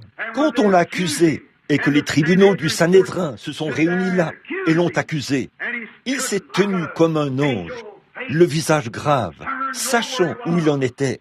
Et il a dit, « Hommes israélites, s'est-il mis à leur parler, lequel de vos pères n'a pas persécuté les prophètes ?» Puis il a dit, « Hommes au cou raide, incirconcis de cœur et d'oreille, vous vous opposez toujours au Saint-Esprit. Ce que vos pères ont fait, vous le faites aussi. Et pour venger le sang de ce martyr juste, qui se tenait là, à leur dire ce qui était bien et ce qui était mal. Et eux, pour tirer vengeance de ce sang, ils l'ont traîné, comme une bande de loups traînant un agneau. Et quand ils l'ont jeté par terre, et qu'ils ont ramassé de grosses mottes et des pierres, et qu'ils se sont mis à lui frapper la tête avec ça, comme ça, le petit Étienne étant rempli du Saint-Esprit, la Bible dit, il a fixé le regard vers le ciel, a levé les mains et a dit, « Je vois les cieux ouverts, et je vois Jésus debout à la droite de Dieu. » Quand un souverain sacrificateur, quand un homme termine son travail, il s'assied. Quand je finis de prêcher, je m'assieds, mais pas avant d'avoir fini de prêcher. Quand vous travaillez, lorsque vous vous asseyez, votre travail est terminé. Jésus s'est assis à la droite de la gloire. Mais quand il a vu ce premier martyr mourir pour la cause de Christ, le Seigneur Jésus ressuscité a ouvert les cieux et il s'est probablement levé de son trône pour accueillir le petit Étienne d'une manière spéciale, pour le ramener à la maison. Le voilà, ressuscité des morts. Son domaine s'étend d'éternité en éternité. Il est bien au-dessus de tous les anges, de toute domination, de tout ce qu'il y a dans le ciel. Oh, son ciel est son trône. Il est bien au-dessus des cieux du ciel. Dieu l'a ressuscité. Saint Paul, quand il était encore Saul de Tarse, faisait route avec une lettre dans sa poche pour aller persécuter tous ces gens qui poussaient des cris et faisaient tout ce bruit. Là-bas, alors qu'il se rendait à Damas, il chevauchait son cheval ce jour-là. Ces menaces continuent en lui.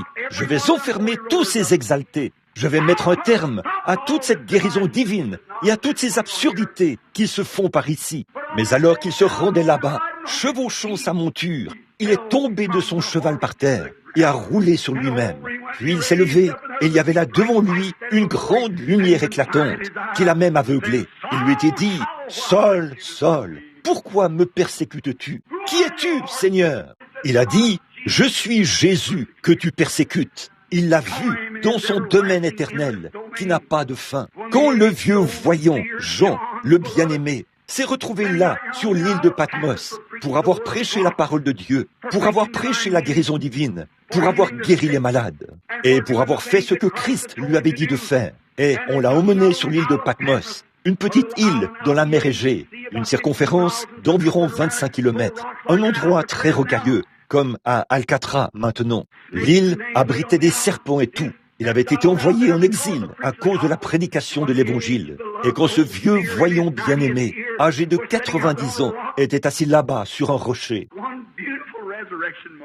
un beau matin de résurrection, il l'a vu. Il l'a vu.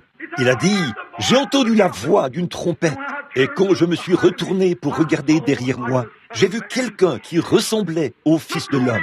Il avait les mêmes traits que lui. Il n'avait pas, à ce moment-là, ses yeux n'étaient pas remplis de larmes. Il a dit, ses yeux brillaient comme le soleil à midi. Le soleil de Syrie, en plein midi, ne pouvait pas briller plus fort que ses yeux. Il a regardé, alors qu'il regardait en bas, plus de larmes dans ses yeux. Il est glorifié ce matin. Ses pieds ressemblaient à des colonnes d'airain. On n'y enfoncera plus jamais de clous, jamais plus une mèche de cheveux ensanglantés, mais ils étaient blonds comme neige. Il est glorifié, il vit au siècle des siècles. Il est le puissant vainqueur. Sa domination s'étend d'éternité en éternité. Ses délégués sont ceux qui l'aiment et qui sont prêts à mourir pour lui. Il est ressuscité des morts ce matin et il vit parmi nous. Croyez-vous cela?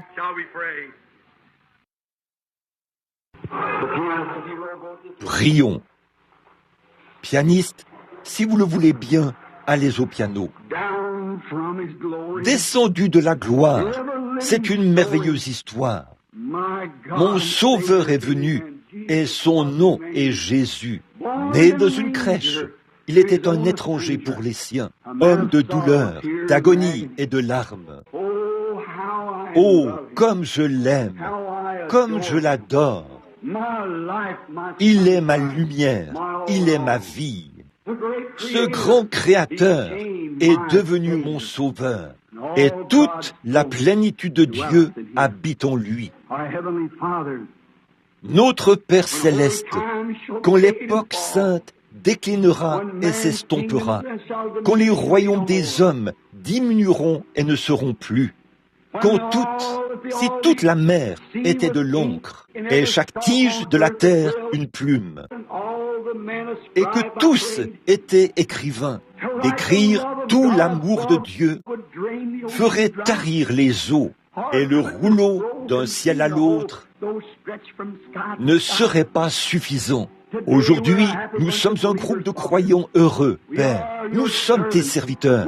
Nous sommes si heureux de savoir que, quoique nous soyons pauvres, quoique nous soyons ici dans une humble petite église, tu viens ici tout comme tu l'as fait avec Cléopas et les autres, alors qu'ils faisaient route vers Emmaüs. Le lieu ne saurait être trop modeste, trop petit pour que tu y viennes. Et pourtant, tu remplis tout l'espace et le temps. Et je me demande aujourd'hui, Père Céleste, après qu'ils ont entendu que tu es ressuscité des morts, et sachant que dans quelques instants, un défi sera lancé, je prie, Père Céleste, que s'il y a des hommes et des femmes ici aujourd'hui, des garçons ou des filles, qui ne t'ont jamais reçu comme leur sauveur personnel, qu'ils le fassent maintenant, en disant, Seigneur, j'abandonne maintenant tout mon orgueil terrestre, j'abandonne tout, et je me donne à toi. Je n'ai rien d'autre à donner que moi-même.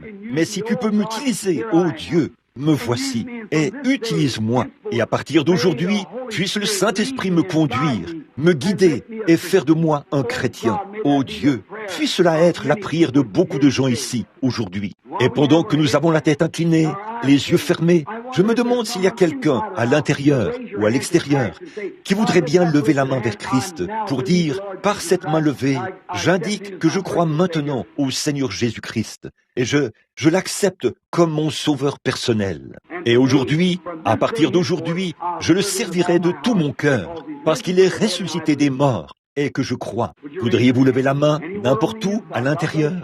Que Dieu vous bénisse, que Dieu vous bénisse. Et vous, sœurs, vous, c'est merveilleux. Que Dieu vous bénisse. Alors que vous prenez votre décision, le Saint-Esprit est là. C'est lui qui fait l'œuvre de Dieu. Quelqu'un, tout au fond de l'entrée de l'église, levez la main bien haut. Que Dieu vous bénisse. Je vous vois tout au fond. Que le Seigneur soit avec vous, mon frère. Que Dieu vous bénisse, ma sœur. Quelqu'un d'autre? Que Dieu vous bénisse, ma sœur. Tout au fond dans l'entrée. Je vous vois là, à l'extérieur.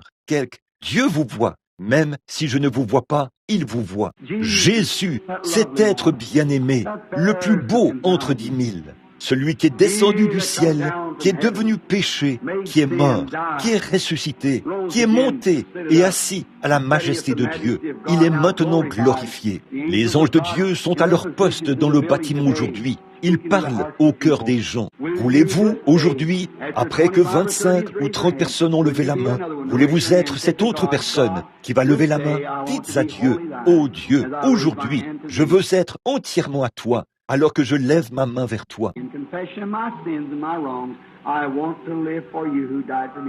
En confessant mes péchés et mes fautes, je veux vivre pour toi qui es mort pour moi.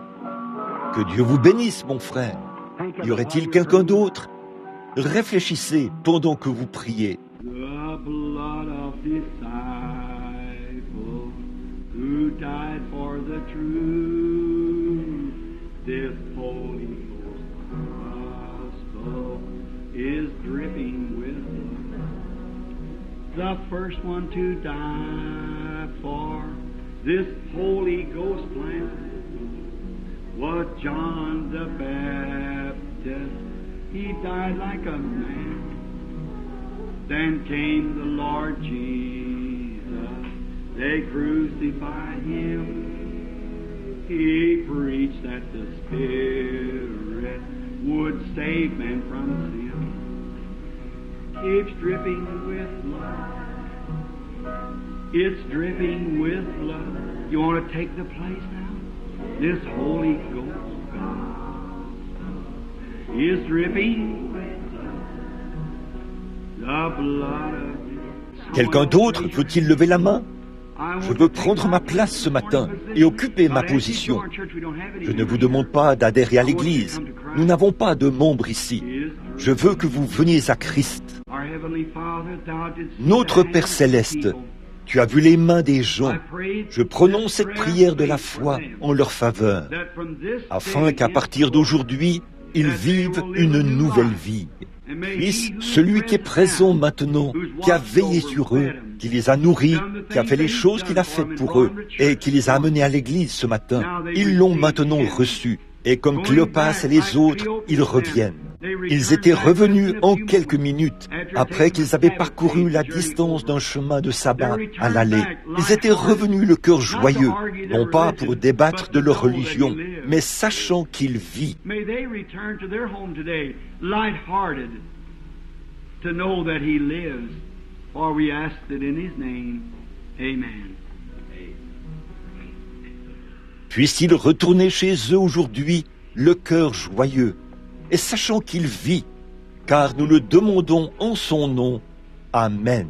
Maintenant, après le message, et après que vous avez reçu Christ comme votre Sauveur, ce matin est un glorieux matin de résurrection. Maintenant, bientôt sera le moment de savoir si je suis un faux témoin ou un vrai témoin de Christ. Si j'ai dit la vérité, comme je crois que cette Bible est la vérité, et aucun autre livre, ni quoi que ce soit d'autre, qui soit contraire à ceci est la vérité. Je crois que seule cette Bible contient la vérité de Dieu. Et si cette Bible dit qu'il est ressuscité des morts, qu'il est le même hier, aujourd'hui et éternellement, alors il doit être le même en ce qui concerne la résurrection, il doit être le même en ce qui concerne la puissance. Il doit être le même dans son principe. Il doit être le même en tout point, excepté le corps physique. Ce corps, son corps physique, est assis à la droite du Dieu Tout-Puissant dans la gloire. Croyez-vous cela?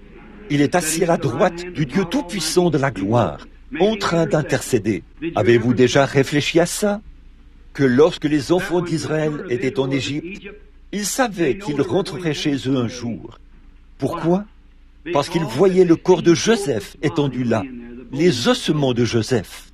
Et ils savaient que c'était un signe qu'ils rentreraient chez eux un jour.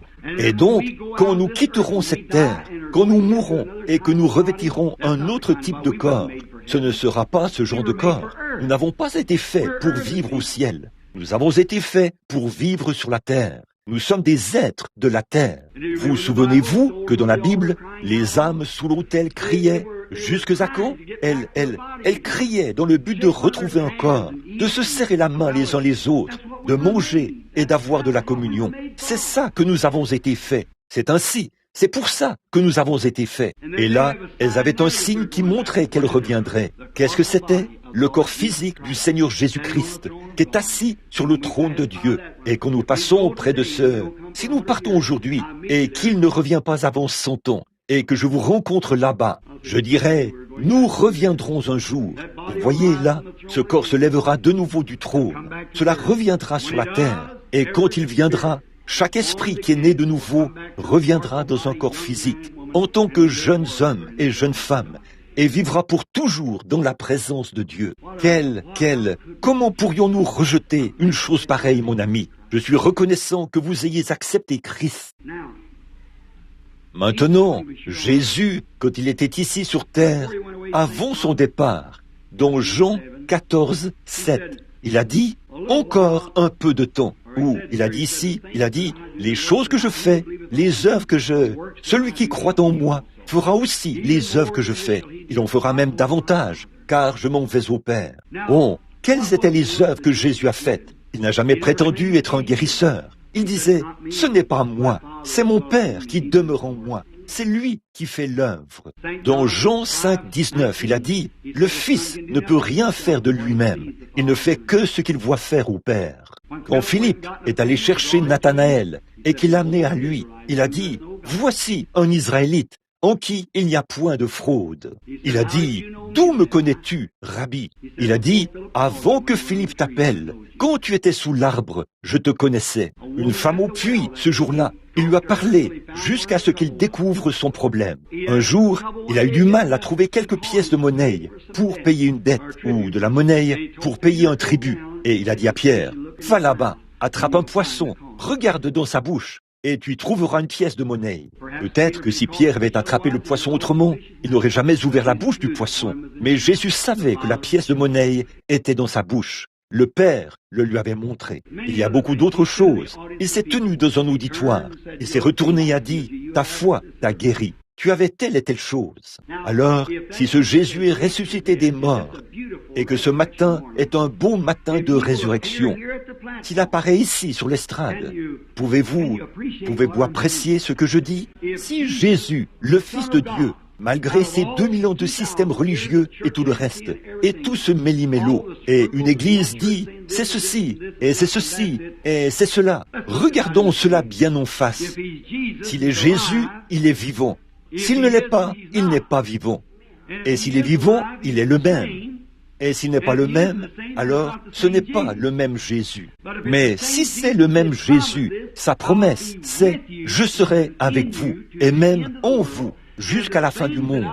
Et vous ferez, vous aussi, les choses que je fais, jusqu'à la fin du monde. » Maintenant, de quelle manière est-il ici ce matin? Sous la forme du Saint-Esprit. Personne n'est descendu si ce n'est celui, personne n'est monté si ce n'est celui qui est descendu. Encore un peu de temps et le monde ne me verra plus, a-t-il dit. Mais vous me verrez, car je serai avec vous, je serai en vous jusqu'à la fin du monde. Et il est ici ce matin. Maintenant, combien de personnes, à l'intérieur ou à l'extérieur, veulent qu'on prie pour elles? Levez la main. Eh bien, il y en a 200 ou plus. Bon, nous ne pouvons pas faire venir tous ces gens ici d'un seul coup. Nous devons les faire venir un par un. C'est le seul moyen pour nous de le faire. Et je crois que Frère Wu, ou Billy Paul, je crois, vous a donné des cartes de prière. Il vous les a données. Combien en as-tu donné? 100? Très bien. Bon, il nous faut distribuer des cartes pour que les gens puissent obtenir des numéros afin de pouvoir venir à leur tour. Si on ne le fait pas, on aura du désordre. Je ne sais pas, mais ce que un homme m'a appelé hier soir, un appel longue distance, et seulement dans l'après-midi d'hier, j'ai reçu 30 ou 40 appels.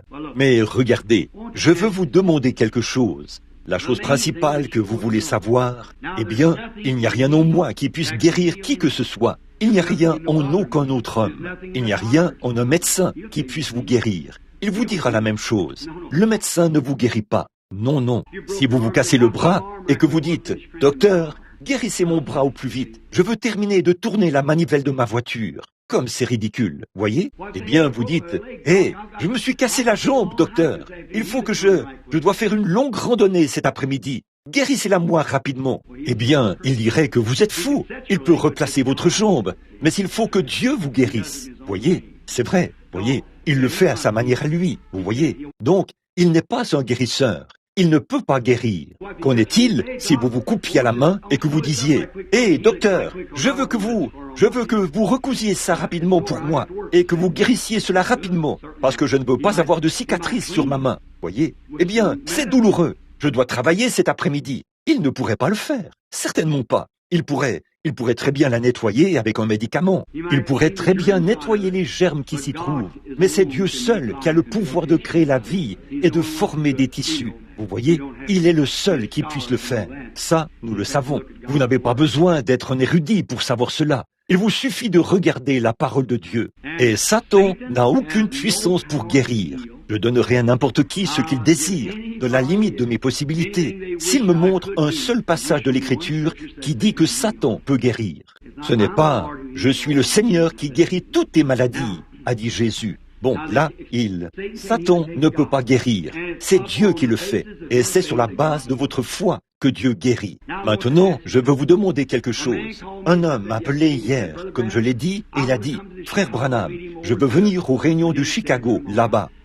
Ça commence après-demain. » Il a dit, « Je veux venir je veux entrer en contact. » J'ai dit, « Qu'entendez-vous par entrer en contact, monsieur ?» Il a dit, « Je veux que mon frère soit guéri. » Il a dit, « Il a une jambe malade. » Il a dit, nous vivons à la campagne, a-t-il dit. Nous sommes venus à 2 ou 3 réunions, mais nous n'avons jamais pu entrer en contact avec vous. Et j'ai dit, eh bien, qu'entendez-vous par entrer en contact, frère? Il a dit, eh bien, ce que je veux dire, c'est que je veux que vous fassiez quelque chose pour mon frère.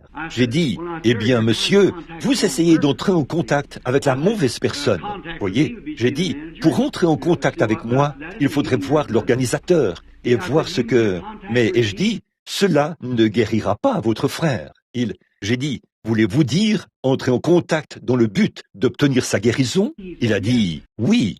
J'ai dit, dans ce cas, voici comment procéder. Vous allez à la réunion, vous vous asseyez dans l'auditoire, puis, moi, je ne suis que son serviteur. Je m'abandonne simplement à lui, au Saint-Esprit. Puis, vous entrez en contact avec le Saint-Esprit, et lui, il me parle et me dit ce que je dois vous dire. Voyez? Voilà votre contact, pas moi, c'est lui. Et tant que vous essayez d'entrer en contact avec moi, vous vous trompez de personne, à tous les coups, voyez? Mais tant que vous essayez d'entrer en contact avec lui, vous entrez en contact avec lui, et il m'utilise simplement comme porte-parole pour vous dire la chose. Voyez? C'est ça. Frère Head, je vous vois assis là-bas, au fond, près de mon ami, Monsieur Lee. Monsieur Head était un homme qui se mourait du cancer. Il faisait partie de l'église catholique romaine de Louisville. Il se mourait du cancer du rectum. Je crois que c'était ça, ou quelque chose du genre. Il est venu me voir un jour, quand j'habitais de l'autre côté de la rue, et il m'a demandé s'il y avait pour lui de la miséricorde pour qu'il soit guéri. Là, j'ai fait une prière de la foi, et le Seigneur a montré une vision. Monsieur Head, je suppose que ça fait au moins 10 ans, n'est-ce pas? Il y a environ 9 ans, et le voilà aujourd'hui vivant. La guérison est une réalité, n'est-ce pas, Monsieur Head? Il ne fait exception de personne en matière de guérison. Il guérit les méthodistes, les baptistes, les catholiques, quoi que vous soyez, ça ne change rien. Il guérit, voyez? Alors, croyez simplement. Mes yeux sont simplement tombés sur lui. Je me demande si Margot Morgan est dans le bâtiment ce matin. Si oui, lève la main. Margot, es-tu dans le bâtiment? Es-tu ici, sœur? Eh bien, là, tout au fond. Oui, une autre femme, une infirmière qui travaille ici à l'hôpital. Elle avait été placée sur la liste des personnes mortes du cancer à Louisville. Et elle est là, guérie. Elle n'était plus qu'un tas d'eau. Ah oui, la voilà. La pauvre, elle n'arrive même pas à trouver une place pour s'asseoir. Et elle est debout tout au fond, dans l'entrée, là-bas ce matin. Combien je me souviens que le médecin dit, oh là là, il n'y a rien qui puisse l'aider. Là, son précieux mari, un de mes bons amis, est venu jusqu'ici, et j'étais là, en haillon, de retour d'une patrouille où j'avais dû traverser des fourrés. Il a dit, y a-t-il quoi que ce soit qui puisse aider ma femme? J'ai dit, monsieur, ce n'est pas à moi de réfléchir à ça. Toi, qu'en penses-tu? Il a dit, je crois. J'ai dit, amène-la ici. Et ici même, où on a prié pour elle ce soir-là, le Seigneur est descendu et lui a dit ce qui allait arriver. Et ça fait des années maintenant. La voici aujourd'hui, une femme forte et en bonne santé. Allez au centre de recherche sur le cancer à Louisville. Et voyez si elle n'est pas morte il y a environ 10 ou 12 ans. Voyez si elle était... Alors, là-bas au fond, il y a une femme morte et ressuscitée. Voyez? Certainement. Oh, Jésus vit, Jésus règne, Jésus est tout. Maintenant, par où as-tu commencé? De 1 à 100? Très bien. Maintenant, qui a la carte de prière numéro 1? Voudriez-vous vous tenir juste ici, sur le côté? Nous avons un peu laissé... Vous avez des cartes de prière. Il va falloir que nous vous mettions tous en ligne. Mais nous allons former une ligne de ce côté-ci. Femme, je ne sais pas. Je ne l'ai jamais vue. Elle est peut-être la mère de quelqu'un. Je ne la connais pas. Bon, ceci, c'est exactement comme quand Jésus s'est assis près du puits ce jour-là et qu'il a renvoyé les disciples. Alors, Jésus lui a parlé. Et quand il lui a parlé, il a dit, « Apporte-moi à boire. » Et elle a dit, « Le puits est profond et tu n'as rien pour puiser. Et ce n'est pas de mise entre nous, les Juifs et les Samaritains. » Il a dit, « Mais si tu savais à qui tu parles, c'est toi qui me demanderais à boire. » Alors, la conversation s'est poursuivie. Elle a parlé d'adoration et ainsi de suite. Et après lui avoir parlé pendant un moment, il a découvert son problème. Pas vrai? Combien savent cela? Il a découvert ce qui n'allait pas chez cette femme. Et son problème, c'était une vie immorale. Pas vrai? Il a dit, va chercher ton mari. Elle a dit, je n'en ai pas. Il a dit, c'est vrai. tu en as eu 5. Maintenant, regardez bien qu'elle a dit. Maintenant, écoutez ce qu'elle a dit. Elle a dit, « Seigneur, écoutez attentivement, Seigneur, je vois que tu es prophète. » Elle a dit, maintenant écoutez, « Mais nous savons que quand le Messie viendra, qui était le Messie? Le Fils de Dieu. » Elle a dit, « Nous savons que quand le Messie viendra, il nous dira ces choses. Mais toi, qui es-tu? » Jésus a dit, « Je le suis, moi qui te parle. » Et elle est partie dans la ville en courant et a dit, « Venez voir un homme qui m'a dit ce que j'ai fait. Ne serait-ce point le Christ lui-même? » Voyez, lorsque Christ viendra, il fera ces choses. Maintenant, écoutez cette dernière citation. C'est cela, ce que cette femme a dit. Nous savons que lorsque le Messie viendra, il fera ces choses. Eh bien, si cela était le signe du Messie en ce temps-là, et qu'il était le Messie, et il est ressuscité des morts, n'est-ce pas la même chose aujourd'hui, s'il est le même? Maintenant, voici une femme. Je ne la connais pas. Dieu le sait. Je ne sais absolument rien. Je n'ai jamais vu cette femme de ma vie, pour autant que je sache. Elle m'est inconnue, mais Dieu la connaît. Maintenant, cette femme est ici pour quelque chose. Je ne sais pas. Il se peut qu'elle se tienne ici pour un être cher.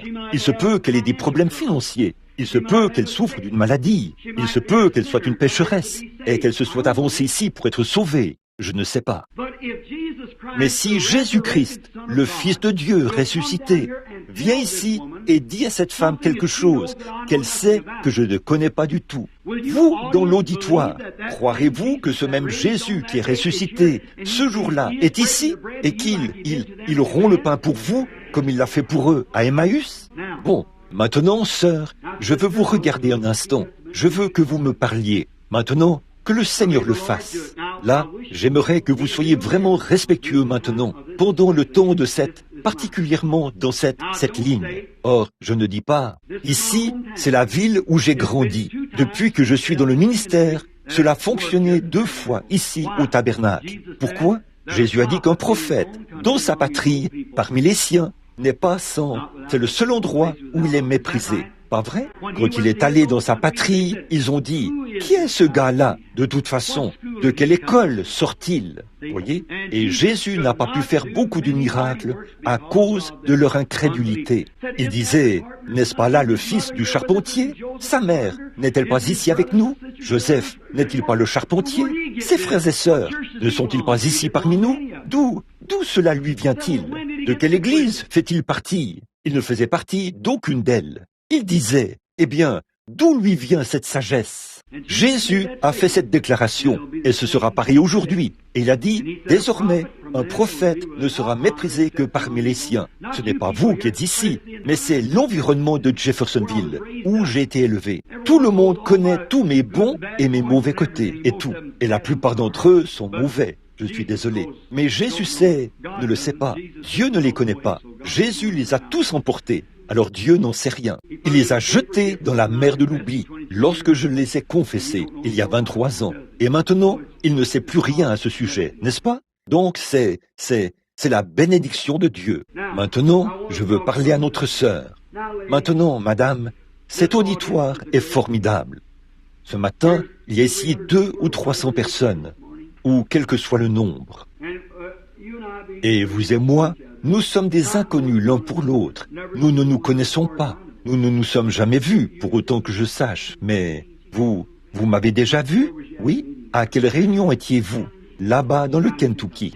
Eh bien, je veux dire, je ne sais pas qui vous êtes. Non, c'est vrai. Ah oui. Oui, bon, pouvez-vous tous entendre cette dame? Je ne sais rien à son sujet. Elle a assisté à l'une de mes réunions dans le Kentucky. Nous sommes donc de parfaits inconnus l'un pour l'autre. Maintenant, c'est le Seigneur Jésus, si je peux m'abandonner au Saint-Esprit et qu'il me dit quelque chose au sujet de cette femme, ou pourquoi elle est ici, quelle que soit la chose, comme il en était pour la femme au puits, ou qui que ce soit. Vous avez tous promis que vous croiriez. Maintenant, madame, vous qui êtes dans le fauteuil roulant, croyez-vous cela?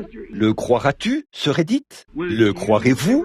Vous, la petite dame qui ne peut pas se lever ici, qui que vous soyez, croirez-vous, sœur? De tout votre cœur? Voyez? Maintenant, vous tous qui avez des maladies de toutes sortes ici, croirez-vous?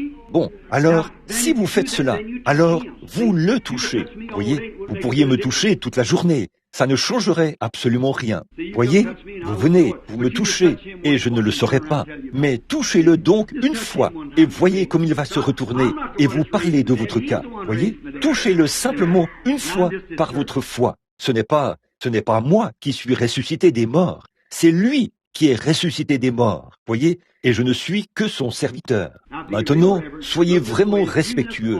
Regardez par ici, et quelques minutes devraient suffire pour prouver cela sans l'ombre d'un doute. Maintenant, sœurs, comme nous sommes des inconnus, dis-je, l'un pour l'autre, en parlant, vous voyez que je me démène pour m'abandonner à l'esprit. C'est tout à fait vrai. Et c'est parce que c'est à la maison, c'est ici, au tabernacle. Ça ne marche pas comme ça devrait marcher.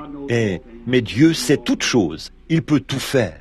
Si Dieu me révèle pourquoi vous êtes ici, accepterez-vous votre, peu importe ce que c'est. Si vous êtes ici à cause d'une maladie, accepterez-vous votre guérison? Si vous êtes ici pour des raisons financières ou quoi que ce soit d'autre, ce sera un acte surnaturel, n'est-ce pas? Bon, maintenant, au nom de Jésus-Christ, le Fils de Dieu, je prends tout esprit ici sous mon contrôle. La femme est en train de s'éloigner de moi. Oui, elle n'est pas d'ici. Elle vient d'ailleurs, d'une humble demeure.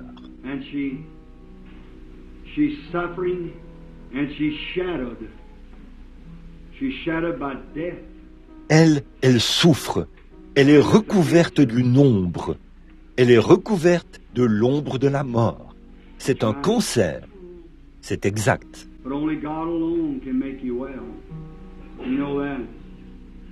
Mais il n'y a que Dieu seul qui puisse vous rétablir. Vous le savez. C'est sur la poitrine ou le sein. C'est un cancer du sein. Je le vois en train d'examiner cela. C'est vrai, madame. Et pendant que vous étiez en route pour venir ici, vous priez afin de pouvoir venir jusqu'à moi.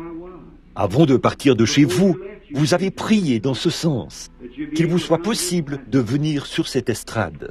C'est vrai, je ne lis pas dans vos pensées, c'est vrai. Et quand vous vous êtes tourné là, et que le soleil a brillé sur vous à travers la fenêtre, vous avez su quand Dieu vous parlait. Cela vous en quelque sorte donnait la foi, et vous avez su que vous seriez dans cette ligne de prière. Et vous voici ici, sur l'estrade ce matin. C'est exact. Je ne lis pas dans vos pensées, mais c'est vrai. Maintenant, si c'est vrai, levez la main. Croyez-vous maintenant? Vous qui êtes dans l'auditoire, croyez-vous? Maintenant, ayez la foi, sœur. Venez ici, sœur. Maintenant, regardez, il y a ici quelque chose dans la présence duquel vous êtes en ce moment. Et vous savez que ce n'est pas un homme. Ce n'est pas votre frère. Il y a ici quelque chose qui vous connaît. N'est-ce pas vrai? Il sait tout sur vous. Eh bien, c'est votre attitude à l'égard de cela. Croyez-vous que c'est Jésus-Christ qui m'a permis de faire cela? Vous croyez cela? Dans ce cas, vous croyez que Dieu va vous guérir? Courbez la tête. Notre bienveillant Père Céleste, tu es le Dieu d'Abraham, d'Isaac et de Jacob. Cette pauvre femme ici, qui est recouverte par cette ombre noire de la mort, est consciente qu'elle devra partir bientôt, si tu ne la touches pas. La voici ce matin, en train de marcher ici dans ce bâtiment, alors que le Seigneur Jésus ressuscité dans le monde se promène parmi les fleurs et les gens aujourd'hui. Il est vivant au siècle des siècles et il parle par son serviteur. Essayons par la parole, puis par la prophétie, de révéler le secret du cœur de cette femme, afin qu'elle sache qu'il l'aime. Et Père, en tant que son serviteur, je pose mes mains sur elle et je condamne ce mal afin qu'il la quitte, au nom de Jésus-Christ. Amen. Maintenant, allez en croyant, et si vous pouvez croire de tout votre cœur, cela vous a quitté maintenant, voyez. Maintenant, si vous pouvez croire, en effet, il y a de la lumière tout autour de vous, voyez, alors que c'était sombre. Maintenant, si vous pouvez croire de tout votre cœur, cela ne reviendra plus jamais sur vous. Allez et donnez-lui la louange, et vous serez comme ces gens là-bas au fond, qui avaient le cancer et qui sont vivants maintenant. Vous serez vivantes comme eux. Amen. Voyez-vous que chacun ait la foi et qu'il croit. Ne doutez pas, mais ayez la foi. Dieu sait toutes choses. Il peut tout faire. Maintenant, notre sœur que voici, bien sûr, m'est inconnue. Pas vrai, madame? Nous sommes inconnus l'un à l'autre. Vous êtes venus 2 fois ici, à notre tabernacle, et c'est moi qui prêchais. Ça, je ne peux pas le savoir, bien sûr. Vous savez, je ne sais pas. Vous m'êtes simplement inconnu. Maintenant, croyez-vous que Jésus-Christ, le Fils de Dieu, est ici pour vous aider?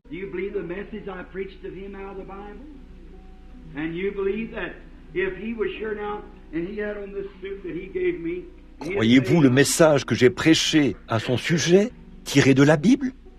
Et vous croyez que s'il était ici maintenant, vêtu de ce complet qu'il m'a donné, il dirait « Ayez foi en Dieu. Maintenant, soyez vraiment respectueux. Restez tranquille. Soyez respectueux. S'il portait ce complet qu'il m'a donné et que vous veniez lui dire que vous êtes malade, je ne sais pas si vous l'êtes, mais disons que si vous étiez malade et qu'il disait que vous disiez « Seigneur Jésus, veux-tu me guérir ?» Vous savez ce qu'il vous dirait?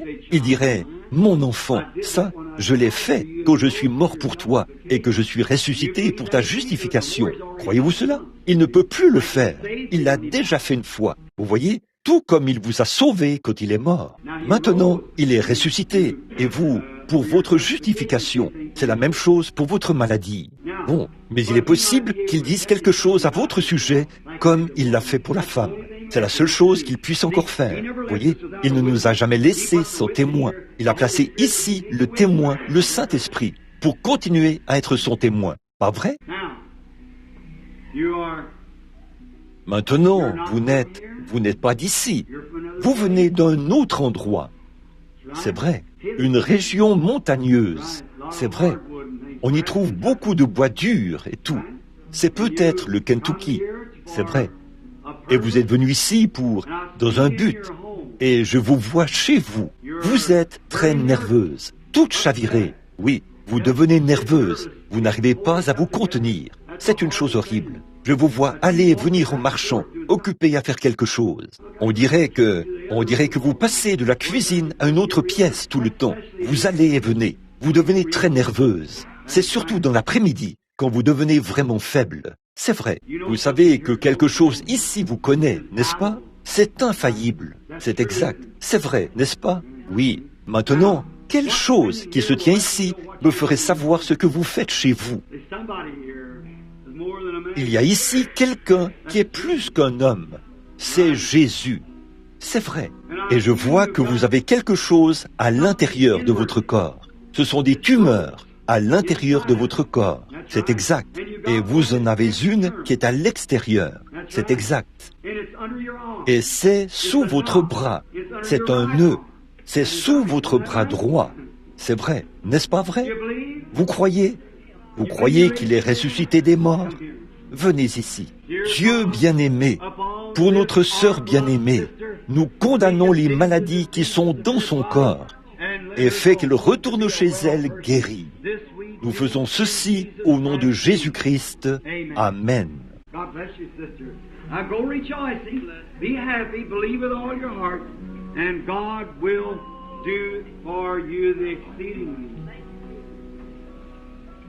Que Dieu vous bénisse, sœur. Maintenant, allez en vous réjouissant. Soyez heureuse. Croyez de tout votre cœur. Et Dieu accomplira des choses extraordinaires pour vous. Une petite dame me regarde. Elle porte un petit manteau rose, des lunettes. Elle a les cheveux noirs. Elle a un merveilleux contact avec l'esprit en ce moment. Elle souffre de sinusite. Cela l'affecte. C'est exact, madame. Vous qui portez le manteau rose là-bas. C'est exact. Ayez la foi.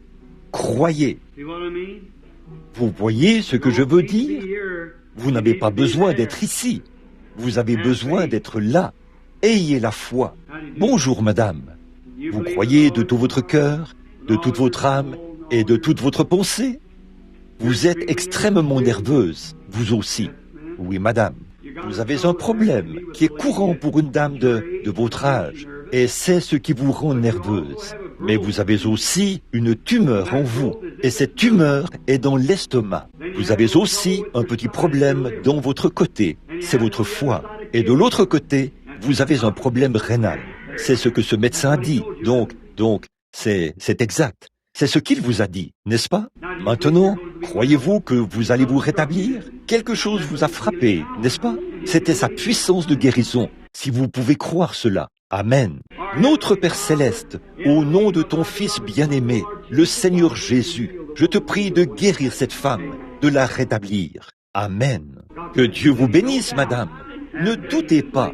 Ayez la foi et croyez. Everyone should believe him.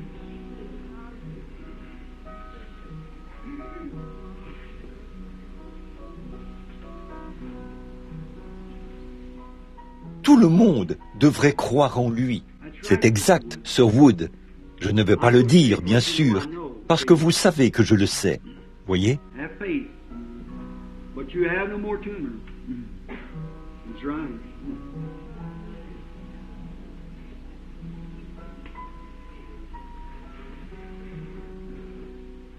Ayez la foi, mais vous n'avez plus de tumeur. Oui, c'est exact. La sœur qui pleure là-bas, vous priez pour vos yeux, n'est-ce pas? Vous qui êtes assise juste ici, vêtue d'un tailleur brun. Oui, vous croyez maintenant, n'est-ce pas?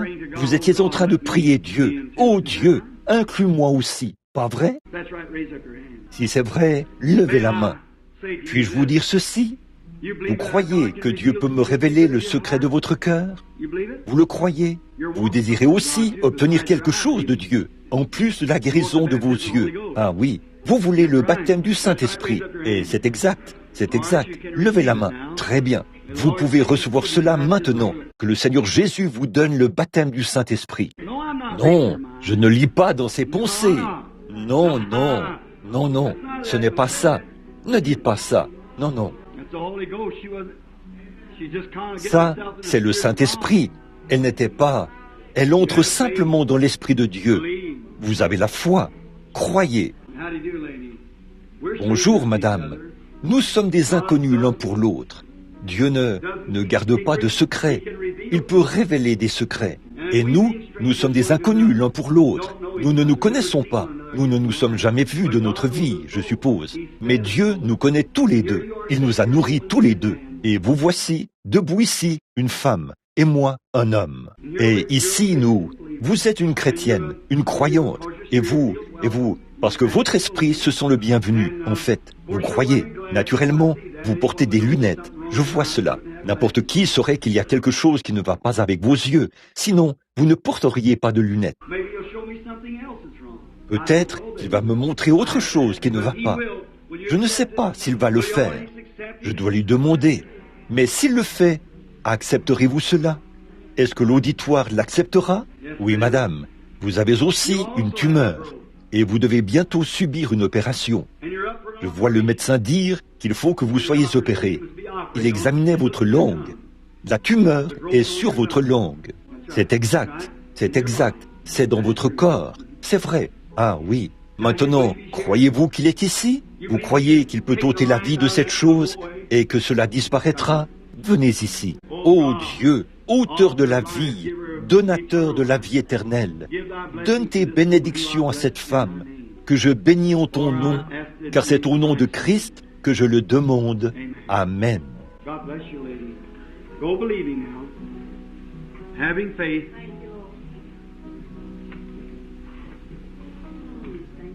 Que Dieu vous bénisse, madame. Allez en croyant maintenant, en ayant la foi. I see a vision here before me. Je vois une vision ici devant moi. It's a lady, C'est une dame and she's got a et girl with elle a une fille avec elle. The woman's got a diabetes. Cette femme a le diabète And the little girl et la has petite hurt fille her s'est fait arm. mal au She bras. fell off of a bed. Elle est tombée d'un lit ou quelque chose de ce genre et elle s'est fait mal au bras. That person's present. Cette personne est présente.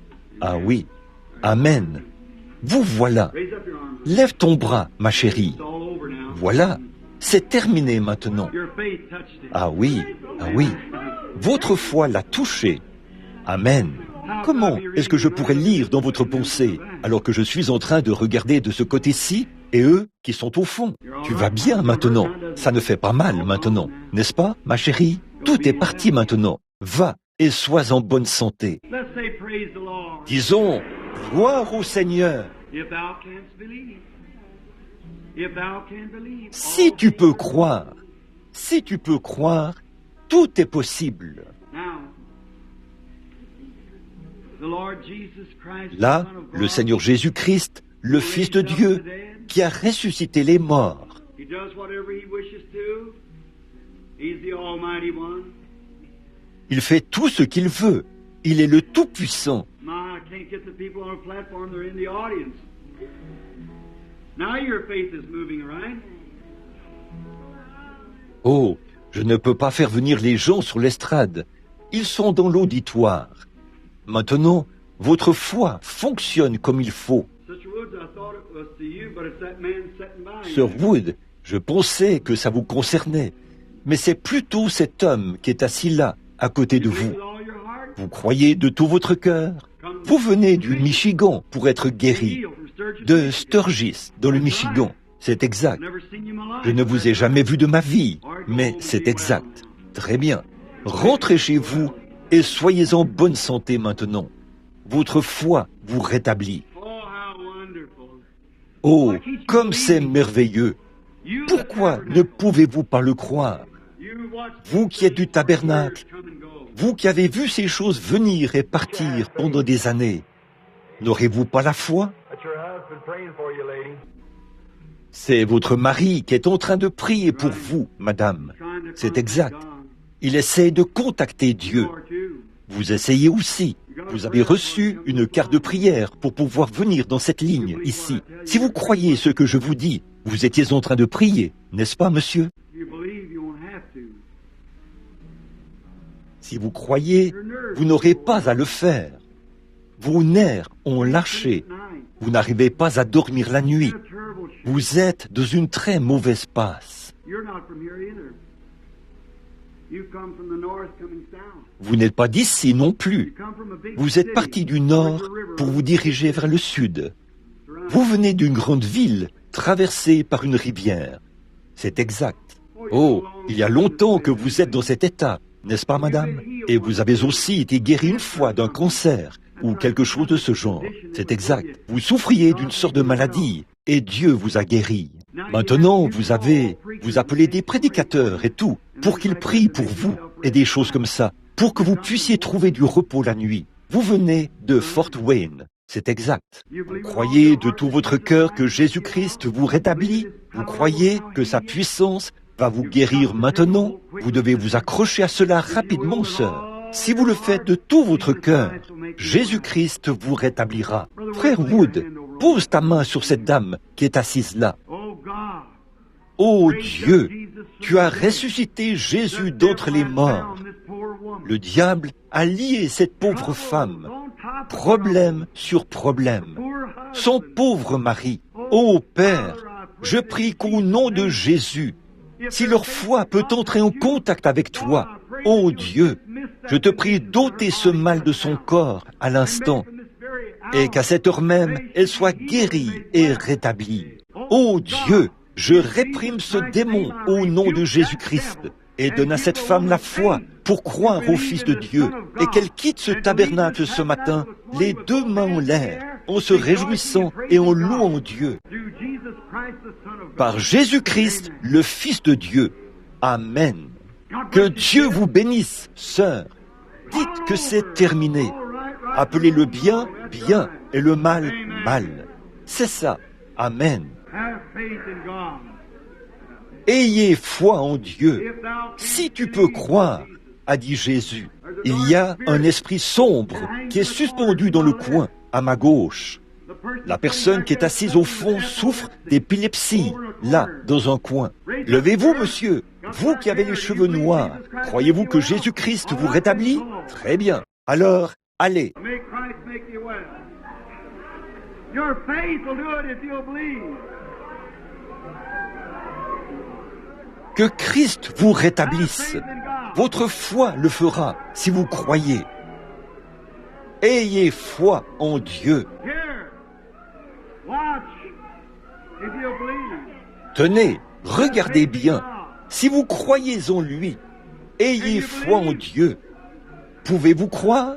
Tous ceux d'entre vous qui le désirent, regardez par ici et croyez. Si vous pouvez croire de tout votre cœur, vous pouvez recevoir ce que vous demandez.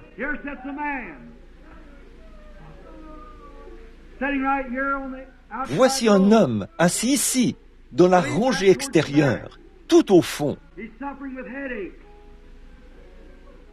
Il souffre de maux de tête. Il n'est pas de cette région. Il vient du Montana. C'est un homme blond. Il porte des lunettes. Il a la main levée en ce moment. C'est exact, monsieur. La migraine. Vous venez d'une très belle région. Je suis allé à la chasse dans cette région-là. Puissiez-vous retourner à la maison et que ce mal de tête soit dans la mer de l'oubli. Que cette migraine qui vous cause des maux de tête vous quitte, mon frère. Allez et soyez rétablis au nom de Jésus. Mais qu'est-ce que vous avez donc, vous de Jeffersonville? Ne pouvez-vous pas avoir la foi? Je suis votre frère. Ayez foi en Dieu. Croyez.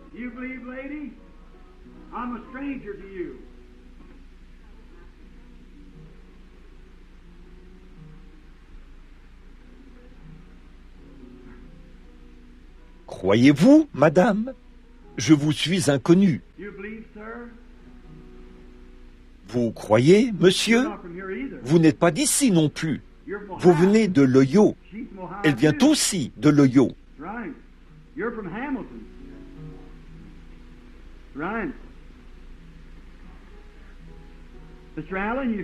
C'est exact. Vous venez d'Hamilton. C'est exact. Monsieur Allen, vous pouvez rentrer chez vous et être en bonne santé. Vous avez retrouvé votre oui. Amen. Vous dites, comment est-ce que je connaissais son nom? Le Seigneur Jésus n'a-t-il pas dit à Pierre que son nom était, qu'il s'appelait Céphas, qu'on devrait l'appeler Pierre, une petite pierre? Certainement, il connaît votre nom. Il sait d'où vous venez et tout sur vous. Alléluia. Cette bronchite vous quitte. Le Seigneur Jésus vous rétablit, vous bénit, vous guérit. Croyez-vous qu'il est ici, maintenant, pour vous rétablir, chacun de vous? Quelqu'un est en train de prier pour un enfant. C'est une petite fille qui a une hernie au nombril. C'est exact, sœur. Amen. Que voulez-vous de plus? Jésus, le Fils de Dieu, est ici. Il est ressuscité des morts. Vous, monsieur, qui êtes debout au fond, vous avez des problèmes de prostate. Vous êtes très nerveux. Vous croyez que Dieu va vous rétablir, vous guérir? Très bien, monsieur. Votre foi vous a guéri. Vous pouvez rentrer chez vous maintenant et être en bonne santé. Vous n'avez pas de carte de prière, n'est-ce pas? Pas de carte de prière. Très bien. Ce n'est pas nécessaire que vous en ayez une. Vous n'avez pas besoin d'une carte de prière. Vous avez besoin de la foi. Croyez-vous en lui? Il est ressuscité des morts. Il est ici. C'est Pâques, la résurrection. Combien veulent être guéris? Allez-vous faire ce que je vous dis? Si Dieu me fait connaître les choses qu'il y a dans votre vie, ou les choses que vous avez faites, qui vous êtes, ou d'où vous venez, tout sur vous. Si ce n'est pas la résurrection de Jésus-Christ, qu'est-ce que c'est? C'est certainement cela. Le diabète, l'arthrite. Vous croyez que Jésus-Christ vous rétablit? Si tu peux croire, tu peux recevoir. Ayez foi en Dieu. Là, c'est le Saint-Esprit qui me dit ces choses. L'ange de Dieu qui est apparu ici, sur cette estrade. Celui qui était apparu pour la première fois parmi vous ici, à la rivière. Celui qui me dit ces choses, il est ici, maintenant. Et il a prouvé qu'il est ressuscité des morts. Jésus-Christ est le même hier, aujourd'hui et éternellement. Votre guérison est entre les mains de Dieu. Il l'a déjà fait. Et combien d'entre vous croient que Jésus va maintenant vous rétablir? Que votre foi est suffisante maintenant pour dire « Je crois, Seigneur ». Frère Branham, si vous priez pour moi, je serai guéri à l'instant. Si vous priez pour moi, voulez-vous le faire? levez la main and I'll show you the et je glory vous of God. montrerai la gloire de Dieu. Amen. Amen. Believe me. Croyez-moi les amis, je suis votre frère. J'ai grandi ici parmi vous. Pas une seule fois cela n'a failli et cela ne faillira jamais. Je vous le dis en ce moment, le Saint-Esprit traverse ce bâtiment comme une brume de feu qui se déplace au-dessus de l'auditoire. Il est ici pour vous guérir. Il est ici pour vous donner la foi si vous voulez l'accepter. Maintenant, posez vos mains les uns sur les autres. Ô Dieu, notre bienveillant Père Céleste, je prie qu'au nom de Jésus-Christ, ton esprit se déplace maintenant même au-dessus de cet auditoire et guérisse chaque personne qui est dans la présence divine. Puisse le Saint-Esprit enlever toute cette noirceur de Jeffersonville qui est suspendue au-dessus de cet auditoire et puisse-il répandre sa gloire dans ce bâtiment pour guérir chaque personne ici présente au nom de Jésus-Christ. Now with your heads bowed, Maintenant, alors que vous avez la tête inclinée, with your heads bowed, alors que vous avez la tête say this inclinée, to God. dites ceci à Dieu. God, Ô Dieu, dites-le à haute voix. God, Ô Dieu, I now je believe. crois maintenant. Nothing more you can do, Lord. Tu ne peux rien faire de plus, Seigneur. Tu as prouvé par ta parole.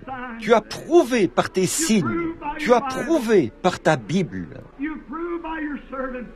Tu as prouvé par ton serviteur que tu es ici.